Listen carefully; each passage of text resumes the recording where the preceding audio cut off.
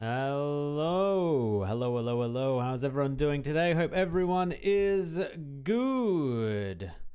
We're jumping into the second part of the Arknights Act or Die event. We're gonna get to the end of this murder mystery, man. We're gonna find out who'd gone done it. Who'd gone done it, man? Who's responsible for all this? Also, I need to use this because it's about to run out.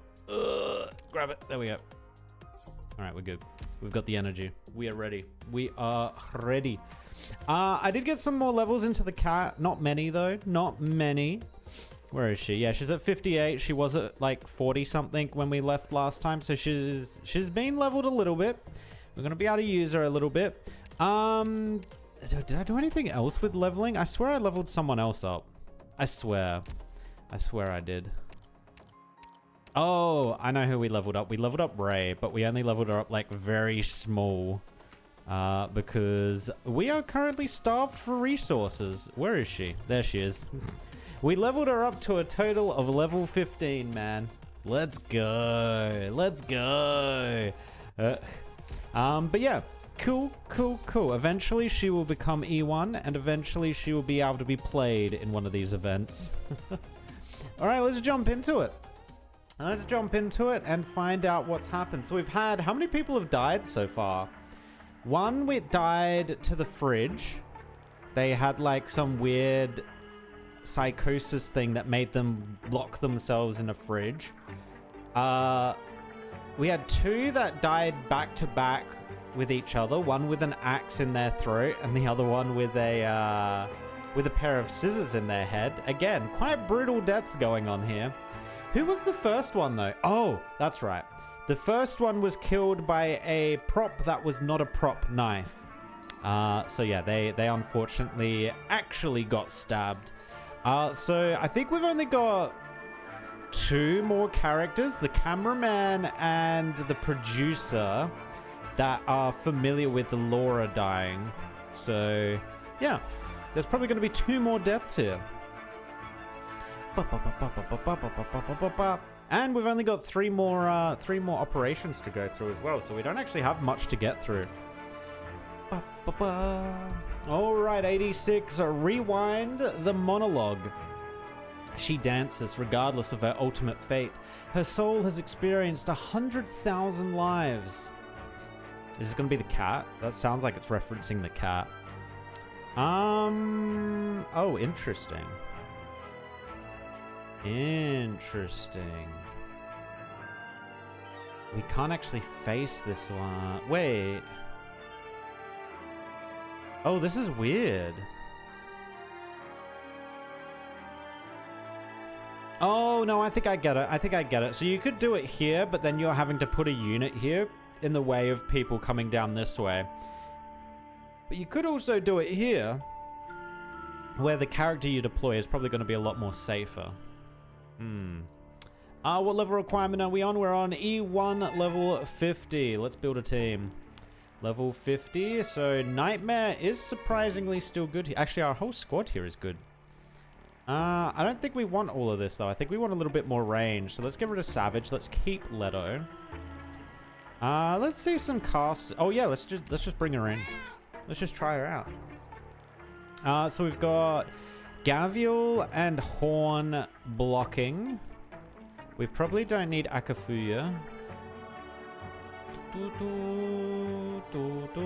Where do we want to go here? Let's do another mage. Actually, mages are really expensive. Let's go something else. I can't actually remember what Cold Shot does, so we'll take Cold Shot. Looking pretty good. Yeah, we got... Oh, not Meteorite. Cantabile. Let's put her on her actual one. Yeah, let's do this one so we can keep deploying her and then pulling her back. Cool. All right. Let's go. Let's hope no one else dies here. Let's hope. Oh, no. The bear girl. The bear girl went into the under thing. Like the Undercity. Oh no, hopefully she doesn't die. She's not responsible for any of Laura's happenings, is she? And before we find out she is, oh god. A petite Zalek gropes around in the darkness as she traverses the pitch-black plate layer. Oh, survive Moira, please. Oh, also, actually, no, this is something I just realized. Hold on. I've turned HDR off on my monitor because I actually think HDR is screwing with my eyes a little bit, and I was getting a lot of eye strain. So I got rid of it.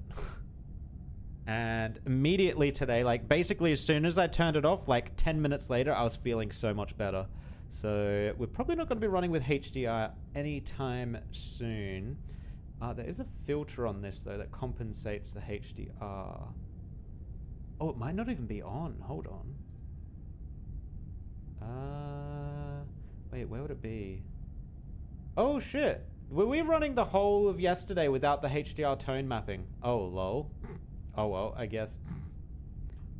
RIP. I guess it was darker than it was. Yes, HDR makes my eyes hurt too. Yeah, I'm not a fan of it. Not a fan of it. Yeah, I don't think I'll ever turn it back on. Not my cup of tea. For the tiny bit of difference that it actually does make, not worth it. But yeah, so tone mapping is off. We're good to go. I see how it is. The structure and systems look complex, but once you figure out the theory behind it, even a prop maker can operate it.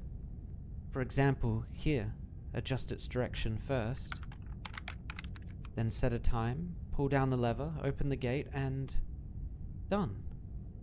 Good. Just like I thought. This way I'll have nothing to worry about, even if something unexpected happens. Now there's just one last thing to do. I need to go find her. Oh, is she trying to escape?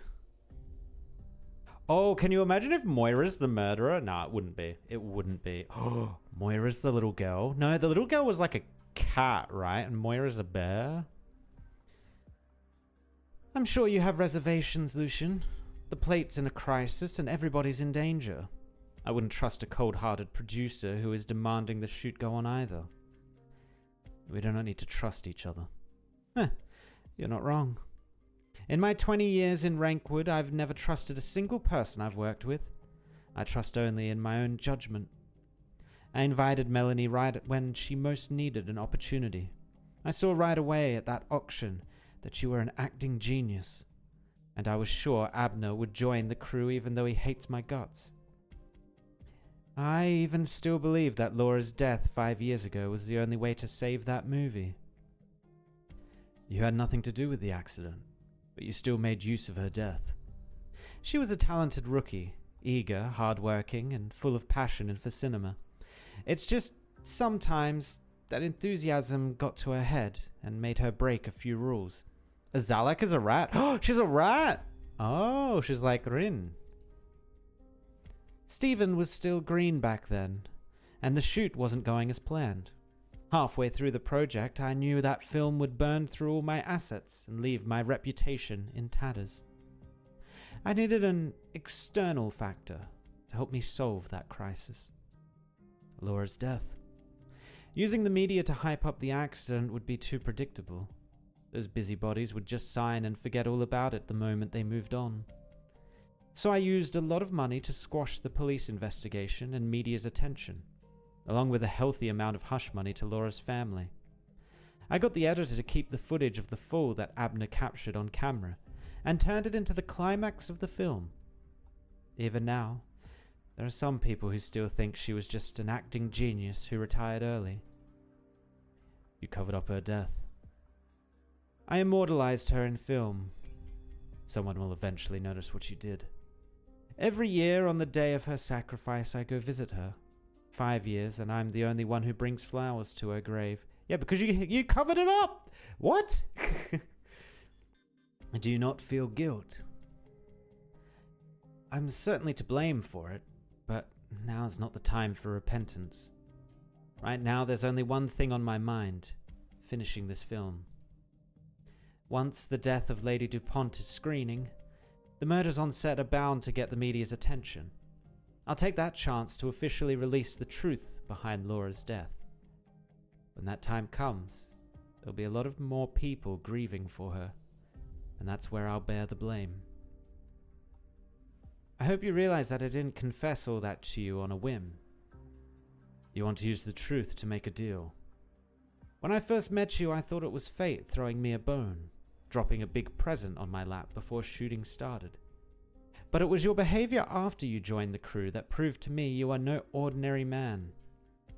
Dalton died right in front of you, but you kept your cool. You even looked forward to future filming.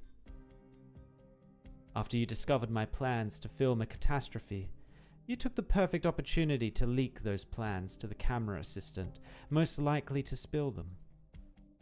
And now, with the crew officially dismissed, almost everyone is feeling desperate. Except you. You were waiting in your room for me to visit, as if you're no stranger to sudden death and tragedy. Who are you exactly? And why did you agree to join my film crew?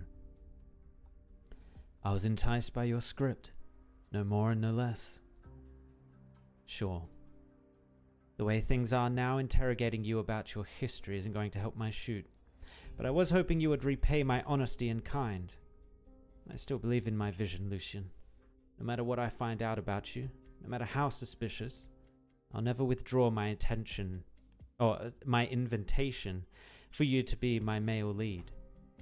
But if you really can't explain why you're here, if you got your sights on something way over my head, if you think Laura's death and everything it's caused 5 years down the line are the real story being filmed on this plate, and you're here for that, then I, Greta Stone, would like to invite you again. Please, be our next leading man, Lucian. If that is your wish, then it is mine as well, Madam Stone.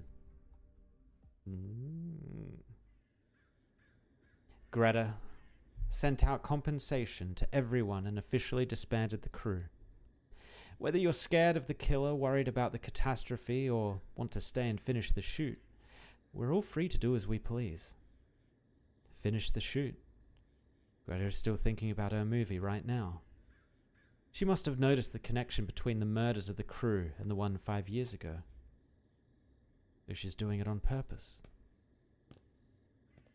Frankly, my dear, I don't give a damn. I don't see why you should either. Or, as Greta said, you can leave the truth to whoever feels like playing detective. The truth. The cast and crew both mercilessly bully newcomers.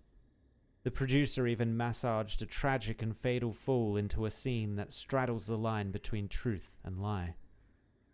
If you will not repent for what happened 5 years ago, nor make your deeds known to the public, do you believe yourself innocent, Greta? Have you forgotten how you edited Laura into your film, all so she could die over and over again with every showing? You must pay the price. Ooh, Greta's the next one. Ripperino's Greta Rooney. She's gone. God, that haunting sound of like the crows in the background. It's so unsettling. It fits perfectly. A bulge on the bed is faintly outlined by the dim night light. The person beneath the blanket is fast asleep, ignorant of the judgment about to fall upon her. Fast asleep. That desecrator of the dead, forgetter of sins, ignorer of warnings. How could Greta sleep so soundly?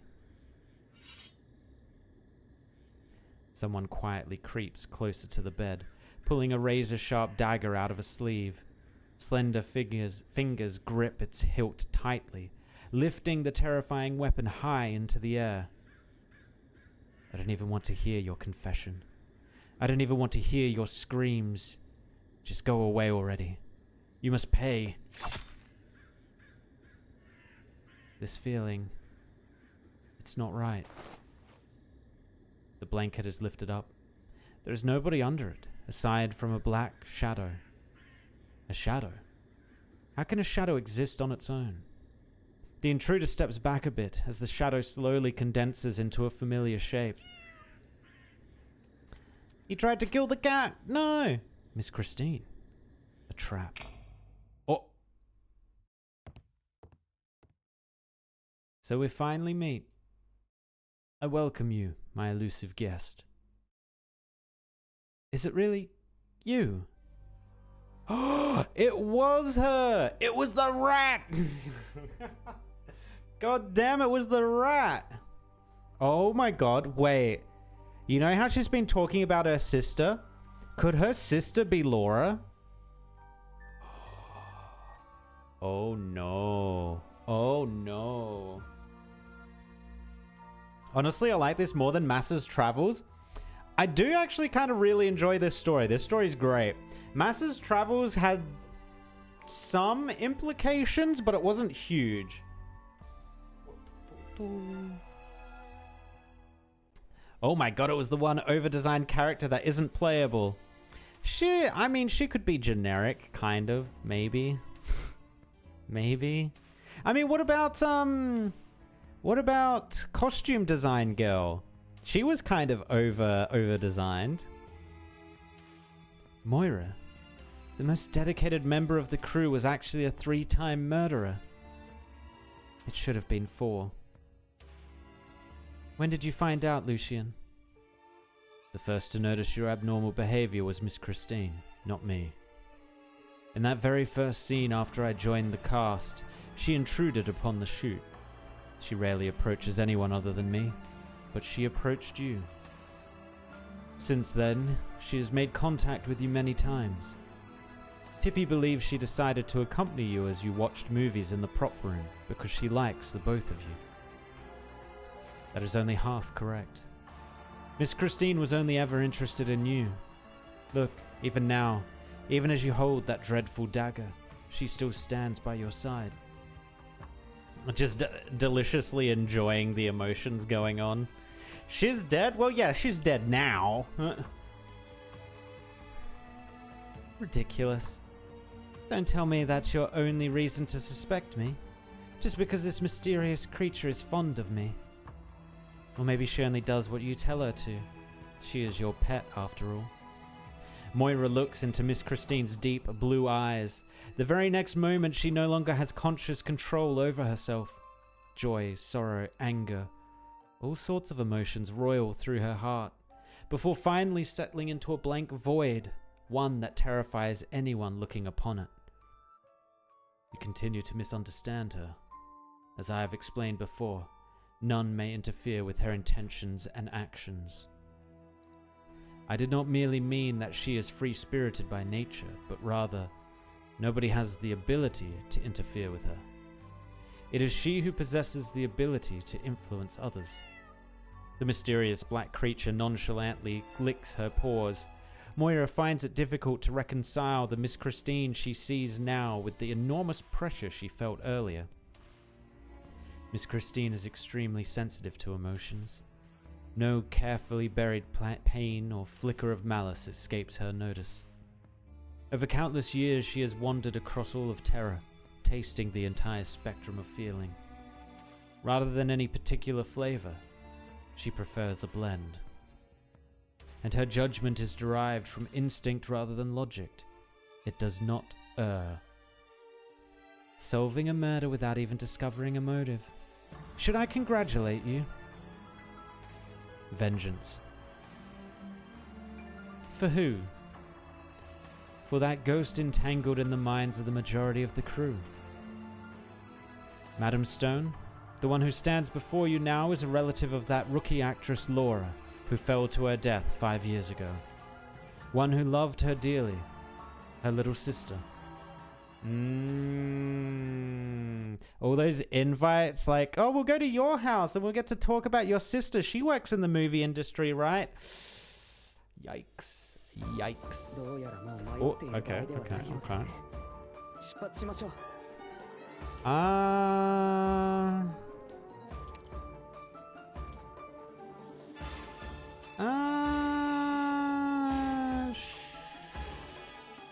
Sure. She's dead. It's fine. Poink, poink, poink.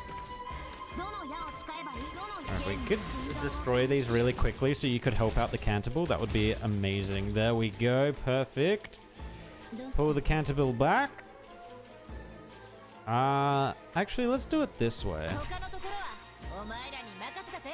This butt's gonna put down the thing. Where's it going? Do we not have a great character to put here? Not really. Ugh, okay, that is a little shy. Sure, let her go. We need a light on, though. We need a light on badly. Ooh, we might just have to sacrifice this character to being back here. They're not going to hit anything, but oh well. At least we'll have light.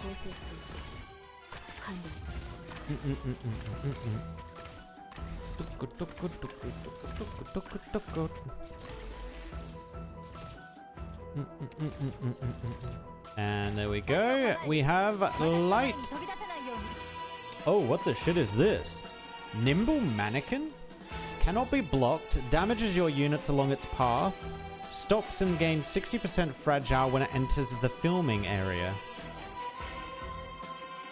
Along its path, so we don't have anything along its path, so we should be fine.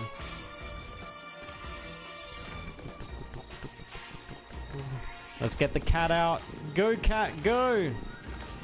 Oh my god, it purrs.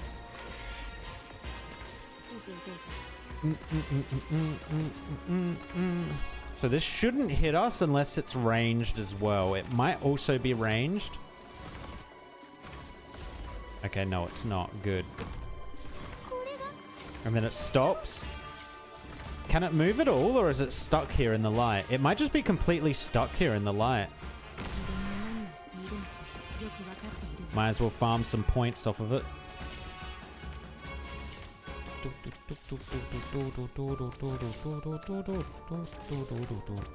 We might also try and turn this light on to make sure these guys are all in light.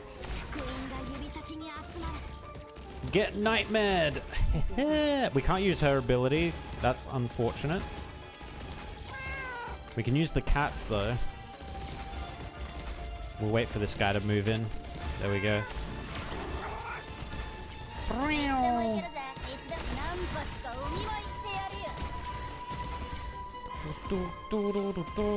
And the other one. So they just get frozen there. Okay.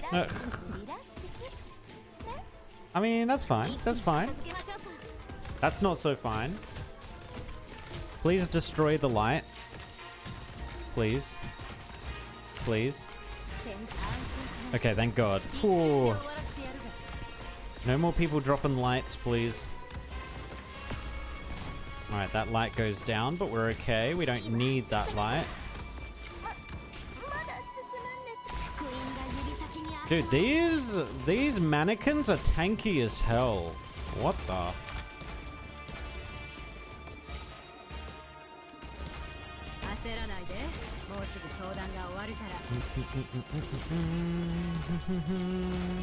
Alright, we got through them though. Oh no, there's still one. Let's get rid of you. Let's put Cantable down to deal some damage. Let's get rid of you. Let's just start hitting with the horn.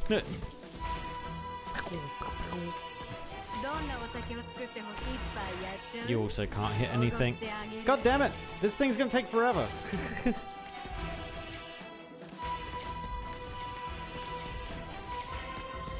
Alright, we need to figure out what the weakness is for those dummies, because they take way too much damage.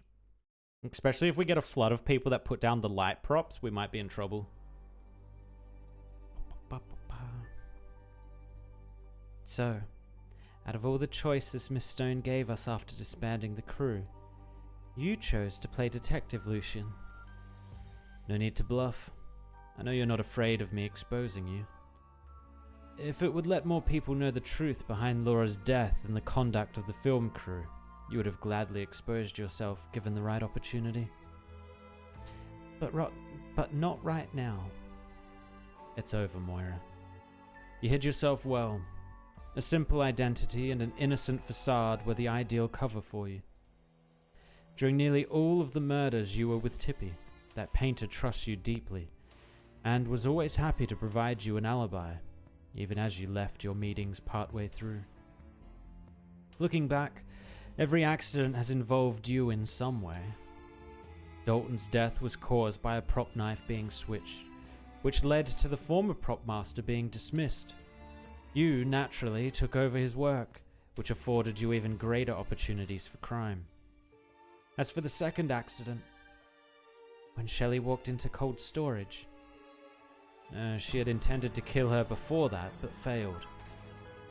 Do you remember how Shelley had a hallucination and interrupted the shoot, Madam Stone? While she was rooted in place, unable to move, a heavy container fell from above. You saved her. Moira single-handedly held onto the rope, preventing the two of you from being harmed. But it was not out of the kindness of her heart. At the time, everyone was focused on Shelley's antics. Very few people noticed the dangling container, let alone rushed to the other end of the rope. Right. Only the one who tampered with the rope in the first place could have reacted that quickly. The failed attempt revealed to all that Shelley suffered from hallucinations, which you took advantage of. I knew her deepest nightmares. She mistook me for my sister Laura and babbled all her sinful secrets to me. Oh, wow. Oh, she did too. Yeah, when they went into the, when they were in the warehouse, she saw Laura and was like, I'm so sorry. I didn't mean to give you the broken wiring rig and everything. Oofed. Oofed. But even to the very end, she never repented. Instead, she began to blame Laura for crossing the line. She had to die. As for Marion and Michael only ever treated me as an innocent little errand girl. He never figured out I was after his life, even entrusting me with the important matter of sneaking out of the plate. And Marion? She never felt the slightest guilt for what happened 5 years ago. She had to die. Escape? Nobody can escape. Do you know just how much suffering and malice my sister had to endure? Yet all she ever talked about was how much experience she was getting, and how happy she was to be part of the cast. Whenever I was worried I wouldn't make it as a prop maker, whenever I silently shed tears as the crew ostracized me, she would use herself as an example to comfort me, to encourage me. But it was only after she died that I learned what that experience you gave her really was. How dare you look at me like that, Greta? Are you doubting what I just said? Surely you haven't forgotten how you bribed the police and the media and suppressed the news of Laura's death. You even turned her accident into a mockery of the truth in a movie. How could she possibly rest in peace after all that? No, Moira. Madam Stone has not forgotten her deeds. Rather, she is doubting your identity. My identity? A prop maker, an unremarkable Zalak, an avenger of crimes unanswered. Laura had no younger sister. She was never part of your life. What? Is she just from the troop then, or is she also like hallucinating? What is going on here? What? What are you saying? What kind of interrogation is this? 5 years ago after the accident, I gave Laura's family compensation. I even hired people to scour her entire family history and their circumstances. All so I could guarantee that none of them would leak the truth, not even her most distant relatives. After Lucian told me the truth he had deduced, I was still in disbelief, so I pulled out the list of Laura's family members and checked it again. I regret to inform you, there was no Moira on that list. You're lying. I can explain everything that has happened to you, but you'll need time to accept it. So put down the dagger, Moira. It should not be yours. Put it down. It's far too late for that. Oh. Wait, is Moira gonna become the boss? That would be kind of cool. What was that? No, the boss has to be the Pink Panther dude, right? Surely. Uh-oh. Uh-oh. Chaos. What's with this sudden earthquake? Somebody save me. Did the plate hit something? If I'd known this was coming, I'd have skedaddled out of this place already. What the hell is going on here? Crew members stream out of their rooms into the crowded corridor, none with the slightest idea what was happening. Lucian's shadow passes by a bevy of curses, complaints, laments, and prayers before arriving at the end of the corridor. He looks out the window. Hey, guys, doesn't it feel like the plate is speeding up? We're zooming into the... Oh, is she just going to try and wipe out the entire plate by sending it into the catastrophe? Whoop. 1 second. Oh, no, it's over here now.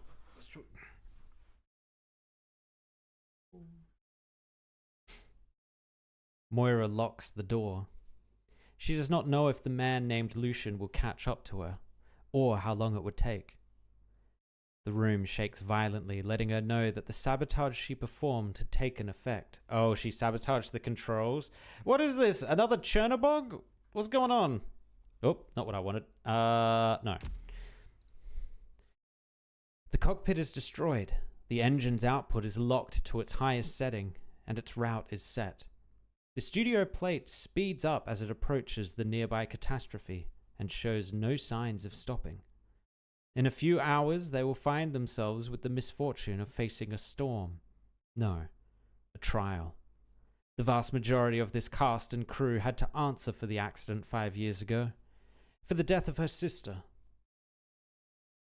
Is it going to be like her sister, question mark? Do I have a sister? So is the troop like, have they brainwashed someone to be an assassin for but why would they care? Why would the troop care to get them killed? Unless the family hired the Laura's other family hired the troop to kill the people responsible. I could see that, and then the troop mind-washed someone and sent them in to do it. Or brainwashed, not mind-washed. Laura had no younger sister. She was never a part of your life.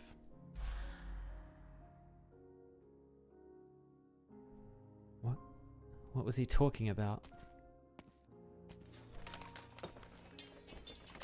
Moira mumbles to herself incessantly. She sifts through the piles of junk in the prop room and finds an old VCR. She sets it up and pulls out a videotape from one of the inner pockets. A videotape she has watched countless times. Oh, is it Laura falling? She presses down on the play button. Does look remarkably like her, like the hair at least. The smile of a young woman appears on the screen. Laura, my sister, you're real. Tell me you're real. I know whenever you laughed, there was a dimple in only your left cheek. You had big eyes with light green irises that were always so gentle when you looked at me. You could peel an entire apple without breaking its skin in 30 seconds. But whenever you were happy, you'd whistle a big, strong "Phooey." You'd use arts to make small ice crystals to use as hair clips. You told me about your life in Rankwood, how your very first role got edited down to only 3 seconds of screen time in the final cut. You told me about how much you struggled just to get a few more scenes. While a few assholes talked about you behind your back, most of the crew still looked after you. You told me how, even though you came from a small town where you couldn't even buy a VCR, even though you had to learn a lot of things from scratch, even though opportunities that are easy for others to get are far out of reach for us, we still shouldn't be discouraged. You never mentioned how much bullying you had to suffer though, how much pain you endured. You would go on and on about how beautiful the sunrise in Rankwood was, looking towards the future with such firm eyes. You also had times when you were sad, even though you only ever mentioned how homesick you felt at night, when all was quiet and the only ones kept you company were the twin moons low in the sky. You told me how alike we were, and how you had my back and would support me forever. Ever since we were little. Moira suddenly stops. She shakes her head like mad, trying to force more details out of her memory. she can say no more. She finds her memories of Laura have an unusually distinct cutoff point. They had never run through the grass together, hand in hand. They had never fallen asleep in each other's arms as their parents sang to them. As she trawls further back through her memories, every image to do with her sister is simply blank. Ooh, that's a cool shot. I really like that shot. That went hard. Damn. The videotape ends. The television screen goes dark. Moira sees her own face reflected in it. Tears silently stream down her cheek. Moira. Oh, Moira. What? Moira's speaking. You were never a part of Laura's life. Laura was never a part of yours. But if that's really true, then what do you even have left, Moira? Who are you? Okay, girl's having an identity crisis. First the serial murders, now this morning's mysterious explosion. The hell's going on here?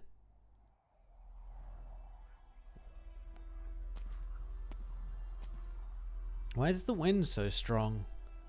Oh, right, according to the schedule, today's the day we're filming the catastrophe. Horton stands in the street of the exterior set. Thanks to the nearby storm, the once colourful background walls are covered in a layer of dust. She never expected to experience so many twists and turns after joining the film crew. She's only ever thought about making movies. As for actually being in one, she can't stand the idea of it. That's the catastrophe Miss Stone wanted to film. Earlier, the catastrophe everyone was making such a fuss about had simply been a faint grey dot out in the wastes. Now it has condensed into a storm that blots out the sky, a storm that refuses to allow onlookers to tear their gazes away from it. Small-scale spirals of wind formed from iridium dust circle around the plate, visible to the naked eye. I gotta say, it really is a spectacular sight. If you saw a scene like this in a movie theater... Please, Tara, bless us. I've had such bad luck. Please just let me finish filming safely. No, who cares about the shoot? A safe return to Central Rankwood is good enough for me. Please. The plate responds to Horton's prayer with an even more unusual than earlier sound and shaking. Whoa, what the Hitchcock was that? We're still doing that, I see. Horton has wondered many times before. If she were actually in the middle of a catastrophe, what would she hear? The howling of the wind? The roaring of explosions? The shrieking of the panicked crowd? Turns out it is none of those. It is the sound of walls and metal structures being squashed as flat as an empty can, one after the other. It is a sound that instills extreme terror in oh-so-fragile humans, who begin to worry their organs, bones, and blood vessels will suffer a similar fate. They're just gonna get a little squished. Oh, set's gone. The turbulent sky licks against the edge of the plate, tearing sets that once starred in classic movies to shreds with the wind, before flinging them out onto the wasteland. Horton moves aside the scaffolding that had fallen on her, but finds her legs too weak to muster the strength to move. She looks at the devastation in a daze, barely able to believe her eyes. My God, how did we already get so close to the catastrophe? Oh, yes, satisfying purring noises in my ears. I love it. You reckon it is just a parasocial weirdo? You reckon it's that, or do you reckon she got brainwashed by the troop? I think it's still got some of the troop's dealings on it. I don't think she'd be full parasocial. Girl made headcanon about some D-list actor and made it her life? Ain't no way. I guess we'll see. Blood Diamond song. I cannot hold back any longer. Oh boy. Okay.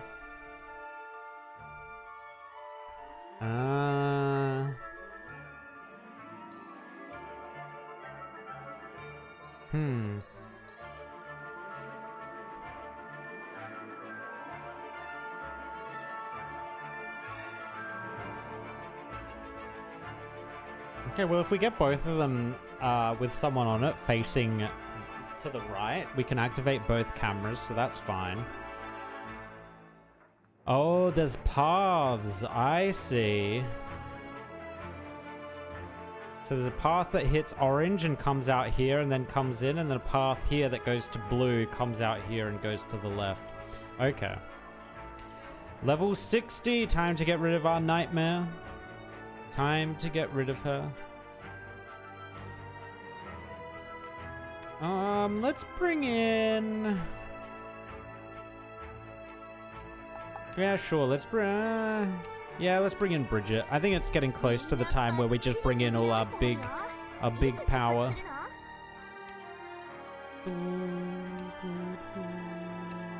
Let's try Fiametta. She might work here. She might. You two defending plus a Leto behind.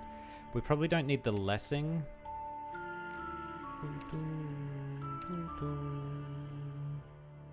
We'll take a Pepe, why not?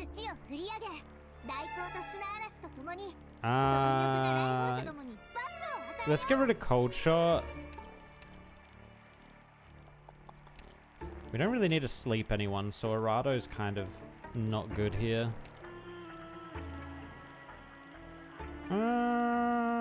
Let's try Executor. I have a feeling things are gonna build up. Alright.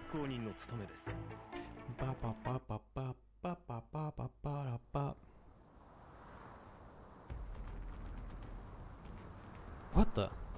This is Greta's plan for the shoot? The Originium storm's right in our faces. What are we? Some sort of oh my... No. Oh my god, that one... this one might be the worst one. What are we? Some sort of suicide squad? Oh no. No. No way. This has to be the killer's doing, right? Didn't you hear the explosion earlier? Someone blew up the plate's cockpit. There's no way we can slow the plate down or change directions now. Right now, we're only barely in contact with the... barely in contact with the storm. But once we hit its core, they're not going to find even a single brick from this plate.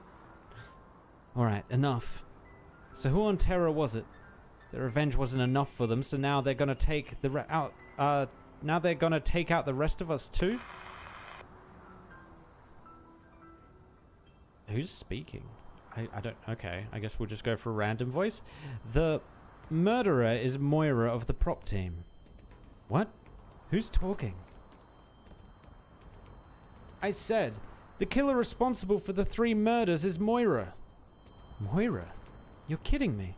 That unremarkable Zalek. Miss Stone caught her red-handed. If Lucian weren't there, she would have become the next victim. So where's the little rat now?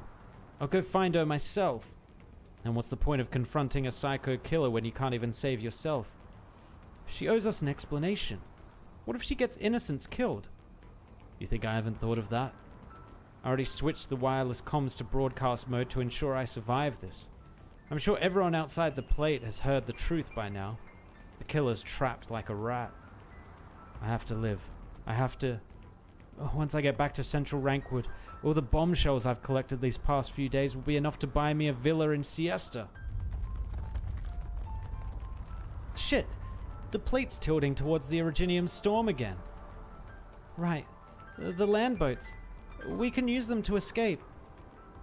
They're gone. What? I went over to the emergency escape cabin earlier, and they were already wrecked by the storm, every last one of them. There's no way out for us now. If I'm going to die anyway, I might as well take the chance to jump off the plate. Cut that shit out. Just move anywhere safer than the film set. Let's go hide underground in the engine layer. But she's down in the engine layer. Uh-oh. There truly are so many things to learn from the set design of a horror film. Thank you, Tippy. No problem. I have to get back and start making the visualizations for most of the visual effects first. Then we'll finalize the details after Director Key is done with the script. Like I promised, I'm gonna design you a finale that'll leave Lady DuPont in cinema history. Alright, I'm looking forward to it. Wait, how long have we been talking about this? Did Molly ever find a way to escape? What now? That's not good. Wait, there's a voice from the comms. Catastrophe. Control cabin destroyed. Why is the signal so bad? It sounded like Abner's assistant. What kind of trouble is he getting into now? The control cabin has been destroyed. The plate is rushing towards the catastrophe. Killer is Moira. Did they figure it out? Do they figure it out? Tippy grips the wireless walkie-talkie and turns the volume knob as high as she can, but it stays silent. She must have misheard, she thinks. But if so, why is Miss Rutherford looking at her with such a sullen expression? No. There's no way. Tippy, I can't imagine anyone would joke about that in these circumstances. But when would she have even had the opportunity? The nights when Shelley, Michael, and Marion died, she was watching movies with me the whole time. There wasn't... Now she's remembering all the times she looked over to see her reaction and she wasn't there. Was there really no opportunity? Tippy doubts her own mind. Was Molly really right next to her for the whole time during their movie nights? No. We always watch multiple movies back to back, so sometimes she'd leave when I was switching out the tape. Sometimes she'd say Miss Stone was looking for her. Sometimes it was to pick up something she forgot on the film set. I'm sure you know how she's like, ma'am. She's still new to being the prop master and under, like, a ton of pressure, but she's super committed to her work. Darling. No, that only explains how she could have done it. It doesn't prove that she did. A motive. Why would she kill all these people she had nothing to do with? Why don't I know anything? Oh, the handle of my cup of tea hit the escape button. Darling, maybe you didn't know your friend as well as you thought you did. But they were besties. Let's just focus on the movie, so stop looking away from the screen. Sorry, there's just been so much going on with the film crew lately. I'm a little nervous. Don't worry, I'm here for you, girl. No matter who I am, one thing's for sure. I'm your best friend on this crew. Or maybe she never even thought of me as a friend. Maybe she was just using me. The LeBerry girl's head sinks. She speaks no more. Melanie hugs the little LeBerry in front of her. The girl who was consoling her just a few hours ago is now crying on her shoulder. Melanie pats her back. She asks no questions, nor does she say anything about the price of growing up. She only hugs her.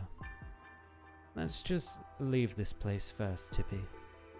The convoluted structure here will only put us in danger if the plate gets too close to the catastrophe core.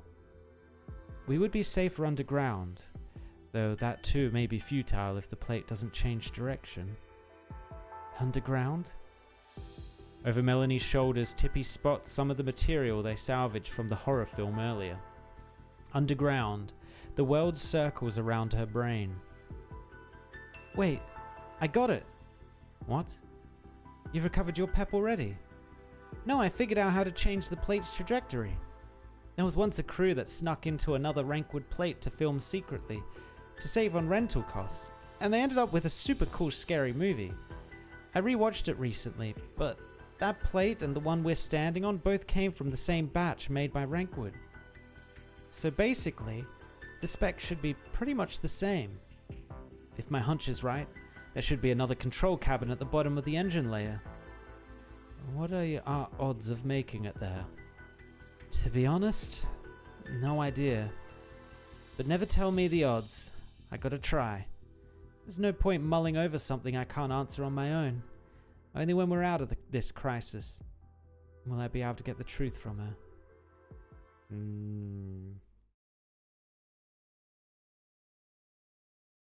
Final scene, is Tippy gonna be able to stop Moira from murdering? Oh, there goes Moira murdering again.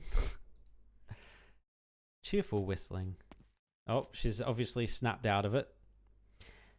So this is where you were, Lucian. That was my sister's favourite song. On breaks between shooting, she'd often look to the sky and hum the tune. I thought you'd already woken up. I did. Thanks to you, you showed me the truth I was blind to, and how cruel they truly were. Then what are you doing now? A rumbling comes from beneath their feet. The rankwood plate rushes towards the catastrophe as the crew panics. No one would think to enter the prop room now, when they should be escaping. But it is at this very moment that the prop master gets to work. She goes around the room fiddling with one mannequin after another, dressing them in clothes, correcting their postures. Her earnest focus is fully on them. I only just remembered how I recognized Laura. If you allow me to guess, you met someone. Yes, a very gentle feline. Oh. The weather was terrible that day. I was sitting on a bench for a long time, and there was water on my face. Probably rain, but maybe tears. The accident was caused by my negligence of the person in charge. But in the end, I was the one who had to pay compensation and was kicked off the crew. I didn't know anyone in Rankwood, so I was no stranger to being treated like that. I ran away from home, you know. After my parents died, there was nowhere else to go. So the only thing left for me was death. Then that person sat next to me. We didn't talk the entire time. He only gently waited for me to calm down. But when he left, I realized a cassette tape was sitting on my knee. Boop. That man brought Laura into my life. At a time when there was only darkness. She became my sister. She protected me, encouraged me, and helped me pull myself together. Okay, yeah, it is. It is a parasocial relationship. Oh boy, parasocial relationship to the extreme, though. Imagine actually tripping yourself out to believing that she's your actual sister. Oofed. Laura was already long dead by then. Her background, experiences, and even appearance all resembled yours. The man gave you motivation when you were at your lowest, as well as anger, confusion, and a deep-rooted thirst for vengeance. No doubt that was no better than before. Was that grief I saw flash through your eyes? Or pity? No, that's not it either. More like understanding, sympathy. Did something similar happen to you? Do you know him? Of course. He's an expert at grafting non-existent joy and anger onto your life, much like how an unscrupulous director adds extra elements as he pleases to a story he deems dull. Oh, I suppose you would call it ad-libbing in the film industry. He pulls you from one pit of despair while guiding you into another, thus inciting the so-called beauty of drama. He's an old acquaintance, my teacher, the source of all my suffering, and a phantom that should be long dead. Finding you, finding him, is the very reason I came here. Moira, I'm sorry for denying all that you have. No, it's not like that. Moira finishes arranging her last mannequin and returns to the center of the prop room. She does a curtsy in Lucian's direction and lightly taps her fingertips. Lucian then realizes something has changed and looks over to see that every mannequin has come alive. Uh-oh. She got that power? Oh, damn. Oh, she's going full crazy. The rat is crazy.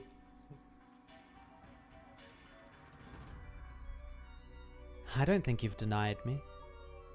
In my worst hour, Laura appeared by my side and has accompanied me for a long time now. She's my sister, as I am hers. I don't regret avenging her. I don't regret shouldering all these sins.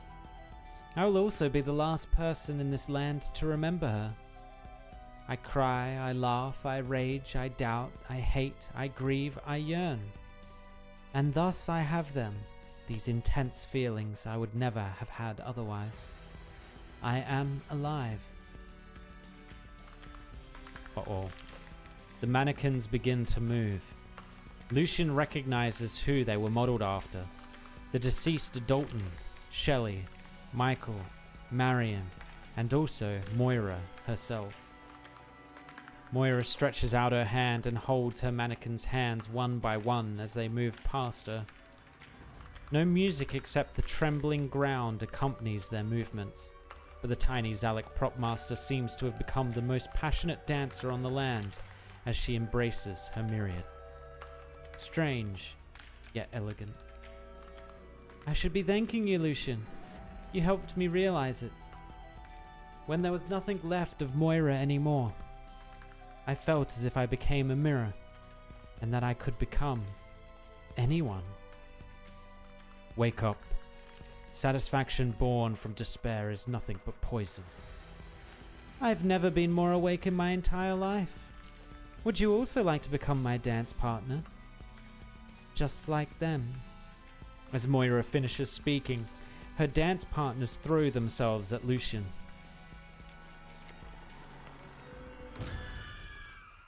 Damn, she's got some creepy abilities, man. Okay, okay. This is Hollywood. Her being this crazy isn't even all that out there. True. True. Well, actually, every single character has been some kind of freaking screw loose in the head, essentially. Wait, why can't I place here? Oh, that's a ground tile. Oh, I didn't even notice. Ew.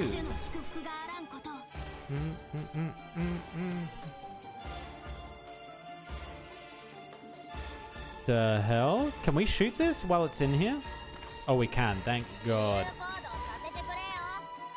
Does have a bit of health though, not gonna lie.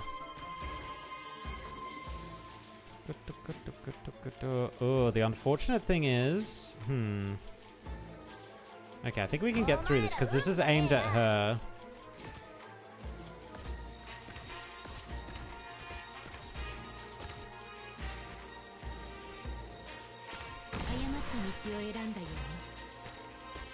That'll hit Zeta. Yep. That's actually quite a bit of damage on Zeta. Let's put a healer there. These things are going to take a bit of damage, actually. Oh, we got stunned. I forgot about that. We should deal enough damage there, though.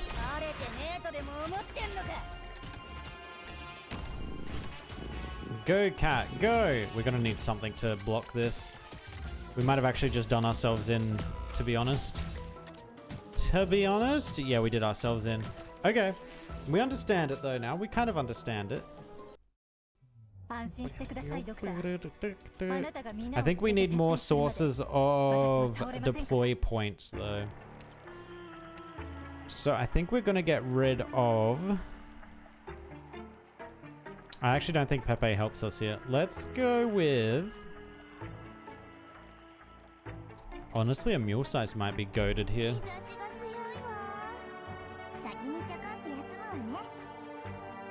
Yeah, I think that's fine. Yeah. Yeah.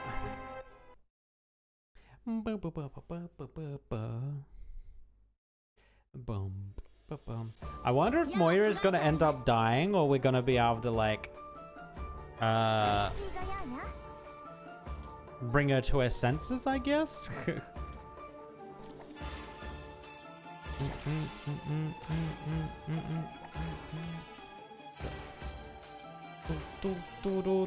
Why aren't you attacking the tape? Oh, this is bad for me, cause that... Oh no, we've got it, easy. Get huge.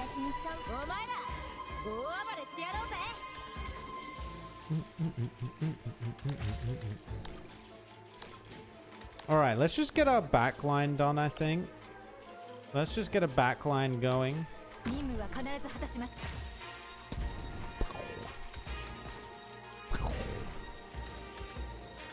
Alright, there's our backline. And then we just need one melee here, which might be the Zeta. Actually, we could just put Cantabile here, sure. That works. And now they are all in light.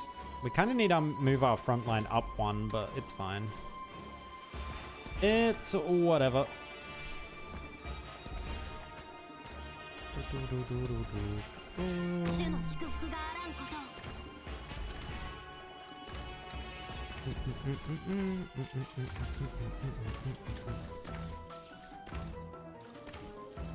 Can we do anything about these guys that are shooting VCR tapes at us? I don't think we can. Who's the main one here? I think it's the middle one, right? Yeah.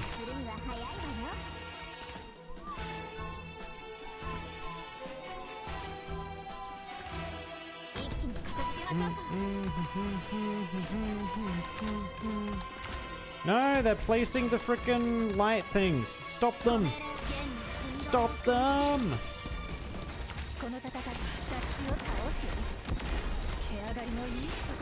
Okay, there we go. Meteorite might die here, but that's okay. We can sacrifice a meteorite. Oh, we got it. Nice. Do we get this other one now? Oh my god, these bullet time VCRs, man. We're dodging them all. Let's go.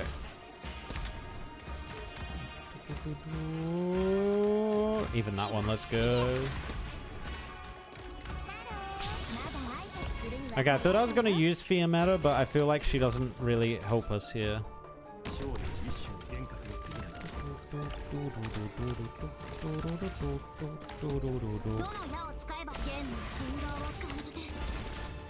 Oh, these camera guys are super strong. Uh-oh.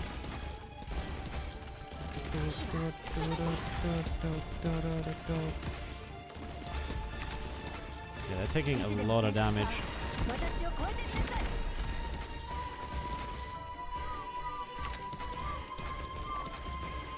You know what? I'm gonna do this. Okay, we're good, we're good, we're good. Ooh, our horn's almost down, but that's okay.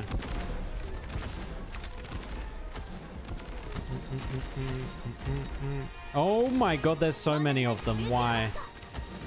Oh, he's dead. Oh, she's dead. Rip. Oh my god.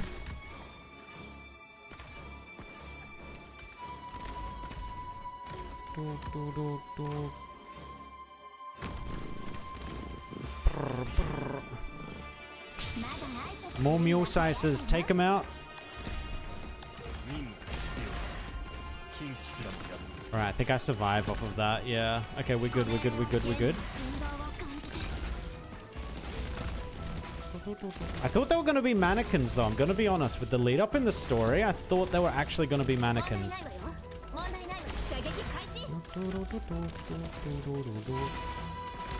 For this stage, it gets hit by those bullets only up to twice. It gets hit? What gets hit? Huh? Look at them. Look how slow they move. They think these are a threat to me? Fools.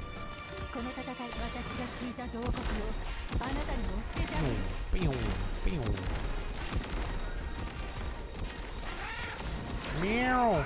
Oh my god, look at the little cat. Doing that AoE. Okay, okay, okay. So if we actually play that AoE, the little cat thing properly, I can see that working better. If we actually play it when they get blocked. I know this art asset background. You're reading only the last post in chat again. Oh, by the way, there's a medal here and back in stage 5. This is Hollywood. Oh yeah, for this stage, it's get hit by those bullets only up to twice. Oh, I see. I see. So you can only get hit by 2 of them. I only get hit by 2 of them, huh? How many did we get hit by? We definitely got hit by 3 when they took out the Bridget. Chill, Tippy, chill. Deep breaths. Remember how the plot went in that movie? The heroine had her friend pick up a weapon and hide it in a storage room to the left, while she herself ran to the other way. Storage room. Alright, the route matches up. Down we go. It's kinda dark in here. Well, dark is good. There should be a hidden door around the corner. Straight ahead and at the end of the corridor, there should be a backup control cabin. She knew all the mannequins chasing down the squad where her friends work. The whole squad pointed their fingers at her friend, and she was mad too. Gotta get moving.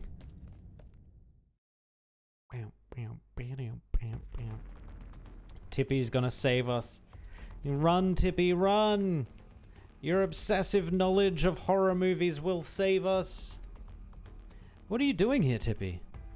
I figured out how to change the plate's trajectory.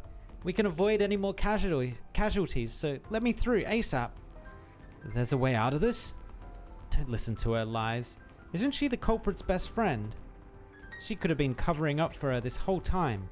How else could we have missed all this happening right under our noses, right up until we're about to die? She tries not to think about her friend's betrayal, even though she still has things to say. She ignores the crowd mocking her.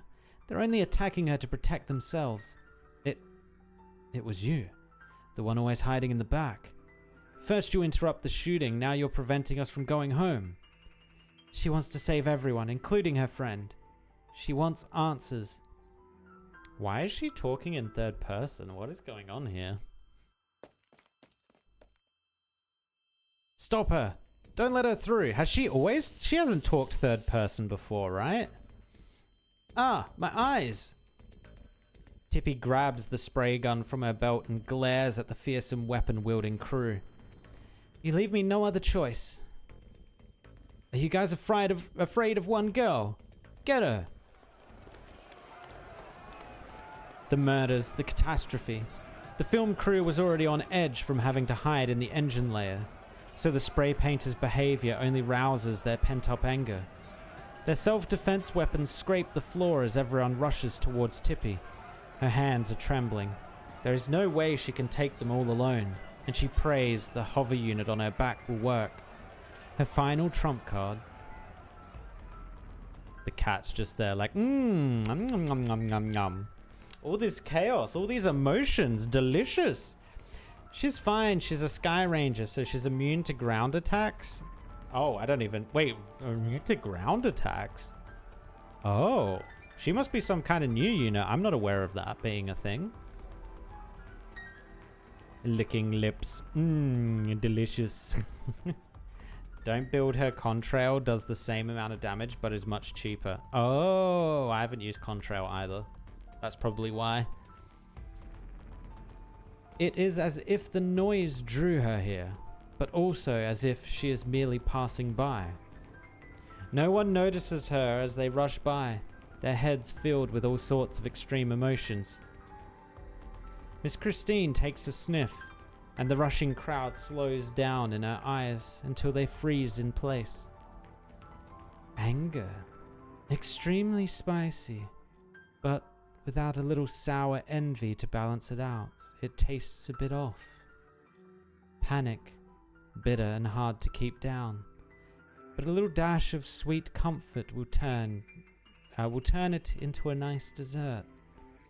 Grief, a salty mix of tears and sighs that brings unnecessary trouble if too much is added. Must be carefully paired with other flavors. Pain, the most complex and ever-changing emotion. It used to be my favorite. But after meeting Lucian, the pain of ordinary people is almost flavorless to me. Well, there's another one over there. She seems to be that little Zalek's friend. At first I only took notice of that girl who seemed so similar to Lucian, the lead actress that man chose for his latest play. Yet I didn't expect your ties to make you even tastier than her. Miss Christine shakes her tails, her eyes moving between shadows on the ground until they lock onto Tippy's silhouette. The lady's twin towers? Lord of the Rings? What's going on?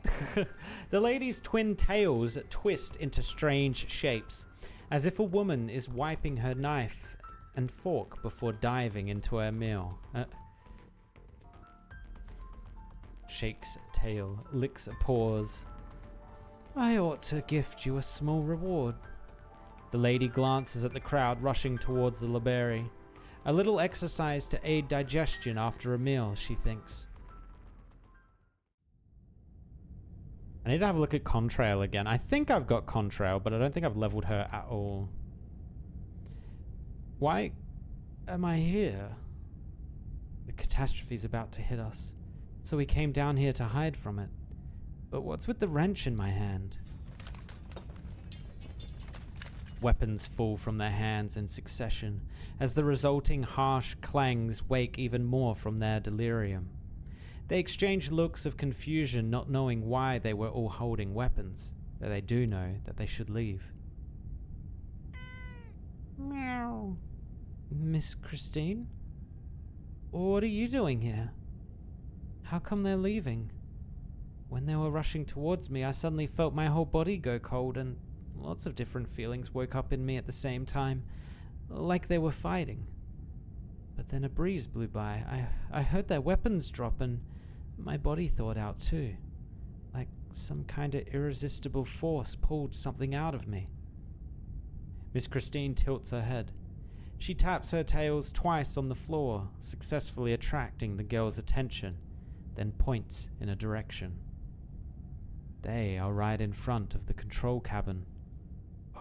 Hit the stop button! Put it in reverse!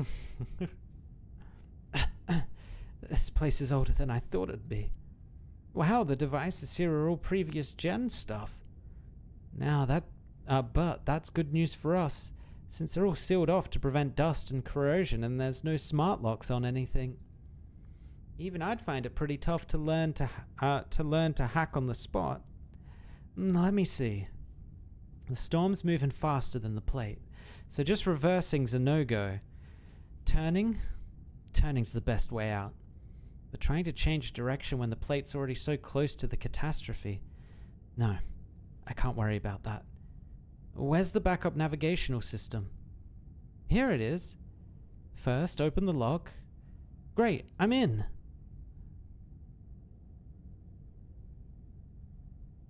Is that a... now I'm not sure. Now I'm not sure if these are movie references or not. Is that a reference to Jurassic Park? No. No, the reference would have been, oh, this is a Unix system. I know this, or whatever that line is from Jurassic Park. It reminded me of that, but I don't think it's exactly from that. Then, Tippy takes a deep breath and hopes she remembers the steps right. Pull the lever all the way down. Oh, bang. Tippy is thrown against a wall by a huge force. The entire engine layer shakes, with all sorts of strange mechanical noises ringing throughout the tiny space. That was the plate's waist jerking around, with every segment of the treads below now trying to respond to the change. The steel giant under her feet is now fighting its own immense and unstoppable inertia by steering sideways, trying to avoid the storm right up ahead. Tippy feels her teeth ache. She does not know if it will manage to turn in time or how long it will take. All she can do is pray. Even a little shift will do. We'll have a tiny, tiny chance as long as we don't hit the storm's core. It has to work. It has to work. I have to see her one more time. The unimpressed look. Miss Christine shakes her tails, jumping in front of the little library to smell the changes in her mood. A brief relief after achieving her goal, along with confusion and pain from her friend's betrayal. But why is there also a hint of suppressed madness? No, that smell does not belong to the girl. Miss Christine jerks her head up, looking towards a place she cannot see. A companion who has been with her the whole time. Lucian feels sympathy towards the other person, which means he is currently experiencing twice the pain. Miss Christine is somewhat displeased. She cannot help but recall the night when the Crimson Troop was destroyed, as Lucian sang under name Blood Diamond. It is no good omen. Has the panther made the move? How are you so calm, Lucian? Are you disappointed? Unmoved by what I've done? A mannequin pounces on him. While it is an inanimate object, Lucian feels a strong, depressive aura that suddenly turns into elation and ecstasy. As Lucian touches the mannequin, the emotions turn into energy, forcing him backwards. Dalton. There's no doubt these are the feelings Dalton had right before his final rehearsal. Why don't you fight back? Do you have that little interest in me, babe? But ever since you played the part of the messenger and spoke those lines about fate, I haven't been able to take my eyes off you. Why is she saying babe? It kind of sounds like she's shifting personalities now into... Oh, she did. She is shifting personalities. Oh my god. Who is the true rat, man? Who is the true Moira? Michael. The mannequin passes on Moira's emotions and she turns into Michael, the excessive yet artificial man who always wore his heart on his sleeve. What kind of emotions are you hiding inside yourself? You let me feel fear and danger. So much danger. Shelley? Wait, how was that Shelley? What kind of emotions are you hiding inside? You let me feel fear and danger, so much danger? Oh, okay. Shelley, in the final moments of her life, the neurotic coordinator, was completely wrecked by her own fear, turning emotions into tangible energy. And any object that passes through your hands becomes a medium to release it. So, these are your Originium arts. I see why he chose you, why he led you to become what you are now. A prop master, strings, puppets, all images born just for the stage. When you forget yourself, a person becomes a play. Come, join in our performance, Lucian. If you're right and that man roused my abilities, then as his real student, you will make the best dance partner. Moira laughs and cries loudly. 1,000 expressions flash across her face, filling the prop room with a suffocating energy. There is nowhere for Lucian to run. Fine. What? Moira, I will sing for you, as you wish. The Blood Diamond song is a kind of misfortune for both himself and the audience.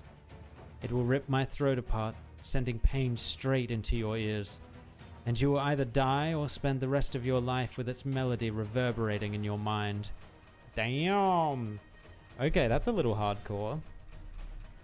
You will either die or you will suffer with This ear-piercing sound and melody stuck in your mind. He's basically gonna start singing like a brain rot song. He's gonna get stuck in her mind. If you willingly ignore the truth in your hands, if you're satisfied by such falsehoods, if you can only approach him by destroying yourself, then allow me to relieve your pain and enter the stage once more. Oh my god, he'd disappear. Moira hears a song. The emotions within flood into her, overwhelming even the song itself. She does not understand what Lucian is singing about. She only feels joy, fear, doubt, rage, hatred, and sorrow, 100 times stronger than her own. Before she is completely washed away by the emotions, she cannot help but think, what sort of experiences must one go through to understand such revelations? Or was he simply forced to learn it all within the despair of having nothing at all? What? Did she die? Who's the real Banshee, him or Logos? True. Sounds like all he can do is make people die, though. Logos can, like, silence people and move people and do some wacky shit. Troop leader, Whiteflower is still waiting for us for the curtain call. Why have we come here? This is just a river. There's nothing here this time of night. I'm afraid Whiteflower will be upset by tonight's sparse audience, for this river here is the final stage. Tell them, playwright, what does the revised ending look like? The magician's assistant, and the lucky audience member who both died on stage are stuffed into prop boxes and thrown into the river. Once the dust settles, they will wake up and emerge from the river under the stars. They use their story deaths to distance themselves from their prison of nightmares. That's Blood Diamond and Abyss? Wait, didn't they return to the castle already? Why would they be here? Are they running away?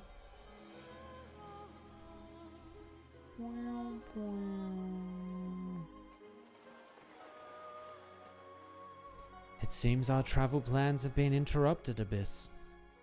What? How? The magician's assistant and lucky audience member came back to life. Now this is true magic. With this crowd looking on, it would seem he's a fan of this new improvised ending. Let's go back. He's waiting for us. Go back? We can still run, Lucian. Come with me. The river's wide enough and he's far enough away. If you choose to flee now, he'll let you go. But fear will seep into your bones and torment you for the rest of your life. I'll go back to him, learn all his skills, uncover all his secrets, and then destroy it all. For such is my wretched fate. Fate? Are you sure it's not just proof that you've become entranced with the troupe, with him, once more? If this is the pain and despair he has given me, then I will become his fate. Somehow you always understand him and his twisted aesthetics. Yet you never listened to me. Or maybe you never really wanted to escape. You've spent far too long trapped in this nightmare. Fine then. I hope the Crimson Troop's Blood Diamond will grant a former friend one last favor. Don't chase me. Don't come after me. Let us part here, friend. We'll meet again once this all falls to ruin.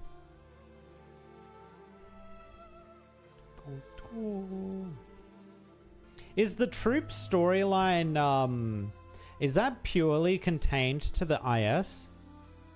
The integrated strategies? Or is there a troop, is there like a side story that's about the troop?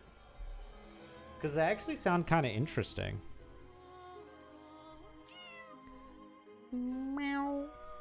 At some point, the black creature appears inside the prop room, nimbly avoiding Moira's body as she goes over to Lucian. There isn't?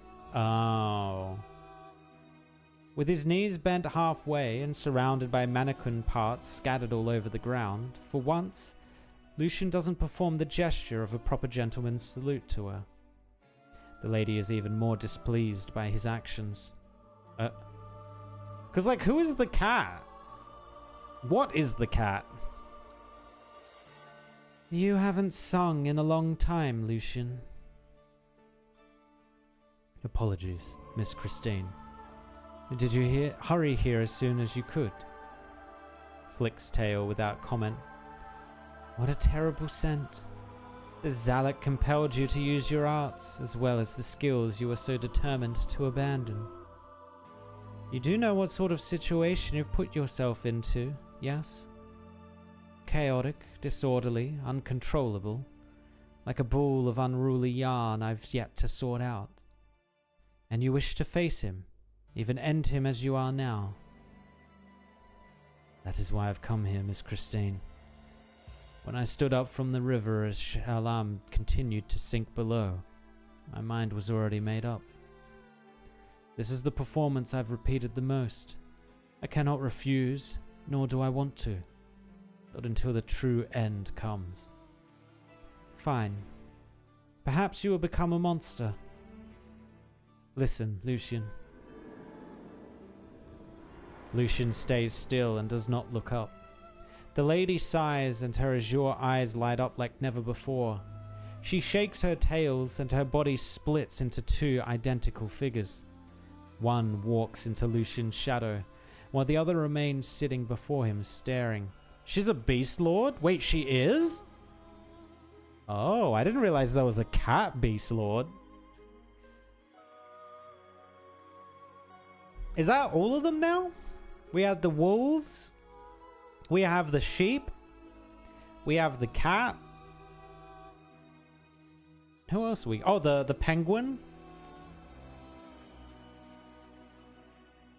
Is that it? Is that all the beast lords? 4 of them? She's not the only one. One of the mouse's cats is one too. Oh my god, Mouse has one of them? Oh, so they're like the wolves where there's numerous of them. Eunestus's blue bird. Oh my god, I didn't even know about that. I didn't even know Eunestus had a blue bird. What? Oh. Okay. Right. Oh wait, no, I do know the blue bird. Wait, you're not talking about Eunestus. Wait, that's not Eunestus's blue bird. That's the... You're talking about the blue bird from Cambodia, right? Cambodia? Is that what it's called? No, it's not called Cambodia in this. What is it called in this? Maybe it is. The blue bird with the top hat, right? Both Miss Christine speak in a staggered pattern, like a strange duet. This way she ensures Lucian will hear every word she says. To be honest, I much prefer Phantom. The blue bird in Sargon that appears in her S3. Oh. Because I know the blue bird that was in the America area. Wait, was the blue bird the president? I can't actually remember that correctly. To be honest, I much prefer Phantom. It implies nothing good, but it is a name you came up with yourself. Humans are so troublesome. Sometimes I miss the cafe where we met. Your emotions were much more complex and slovenly than they are now. But still far better than today. The bitterness of your obsession is making me want to sneeze. Go, meet him if you must. If you turn into a madman, I will devour all your emotions, no matter how hard they may be to swallow. If you cease to exist, I will haunt him and figure out a way to make his life miserable. After all, he can't do a thing to me. Break a leg, Phantom. Meow. President Max is an owl, I think. Oh, you might be right. You might be right. Is he also a Beast Lord? The Lappy event? Ooh. Hurry. Hurry. Let me into the underground passage. Hey, did the storm blast your eyes blind? Do you have any idea how long I've been in this queue? Why, I ought to teach you a lesson. No pushing or shoving, people. The passage can only fit 2 at a time, so don't clog up the entrance and leave space for those behind you. There's still time to get everyone in. Miss Stone, the plate's western paths and outer guardrails have been destroyed by the storm. If this keeps up, we won't be able to hold up for long, even in the engine layer. I sent people to move supplies in. If we can survive this calamity... No, I'm sure we'll make it through. Miss Rutherford, you should hurry inside. The storm will tear your dress into shreds. So this is the wind she felt. Huh? What'd you say? Nothing. Didn't you go looking for Tip to discuss the backdrop earlier? Where is she? She seemed to have figured something out and took off. I couldn't catch up to her. And we're supposed to be the adults. In the face of a catastrophe, not one of us is as cool-headed and brave as her. Because she doesn't know what fear is yet. Only by experiencing it, hoping through it, and getting crushed by it, will she understand just how idealistic it is to keep going. Is that not the difficulty and charm of film production itself? Don't tell me you want to finish shooting this damn movie even now. She kind of wants to. She kind of wants to. Miss Stone, the supplies are all underground now, and most of the crew too. Thank you, Horton. You should hurry down yourself. Is there anything else? I asked around, and no one's seen the director ever since we started approaching the storm. A stagehand in charge of the west side told me earlier that the catastrophe destroyed not just the guardrails, but some buildings too. That's where Steven's studio is. Oh, is she gonna rush back and find that he's been like turned by the Pink Panther dude? The storm showers originium dust all over the exquisite, dream-creating backdrops. In an instant, only the blackened skeletons of a dozen sets remain, slanted supports scattered all over the place. Like a cage crushed into pieces. Lucian pays closer attention to the wind, and it brings more voices. Shouts and sobs, scolding and cursing, sincere prayers and subconscious wailing. The hands of fate and the play staged by nature will not allow everyone time to take their positions. Lucian walks into the ruins. He sees a figure that absolutely could not have showed up right here, right now. Hello, Mr. Pink Panther. How are you? It's got to be him, right? The catastrophe shows no respect for the dreams crafted by man, and the storm has removed Lady DuPont's manor from the scene, leaving only a grand staircase in its wake. Thick clouds lie low, but stage lights still shine onto the steps from afar, turning the ruins into a stage. A middle-aged man slowly walks up the stairs. Eh? He tugs on a curtain torn apart by the storm, trying to restore its neatness and beauty. Finally, his efforts pay off as the dirt and dust fall off the cloth, revealing its original shade of red.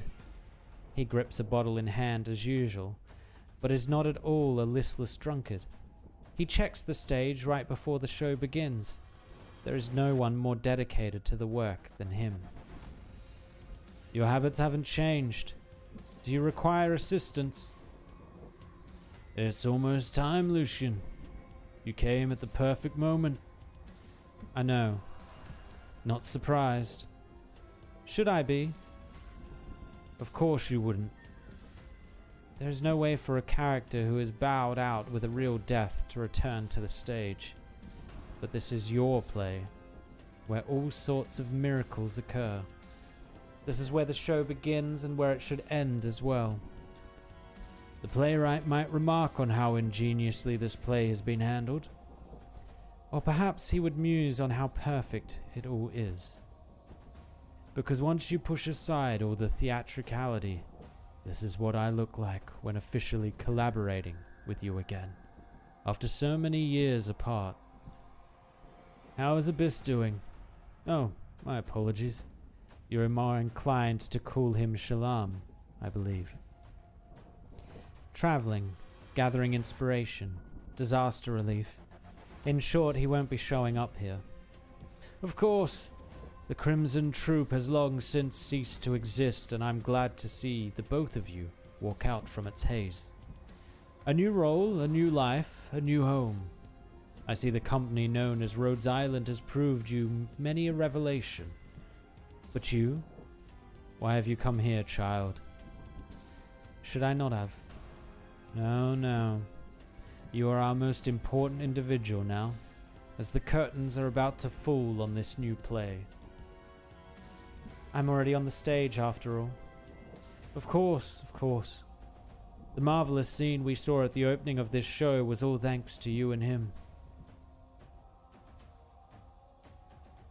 Dalton personally handed you the weapon that would kill him, and his death raised the curtains on this story. And you witnessed it all through his eyes. Oh, sorry, that was Lucian speaking. Lucian, surely you felt something was off the moment you held the knife. Well, I was relieved to confirm it. I am also curious. Why exactly did you swing that blade with zero hesitation? Once an actor takes the stage, anything unexpected must become a part of the performance. Your lessons have been engraved into my mind, and nothing more. Troop leader. Server reset? Oh, we might not even get into the combat. Welcome, Pink Panther.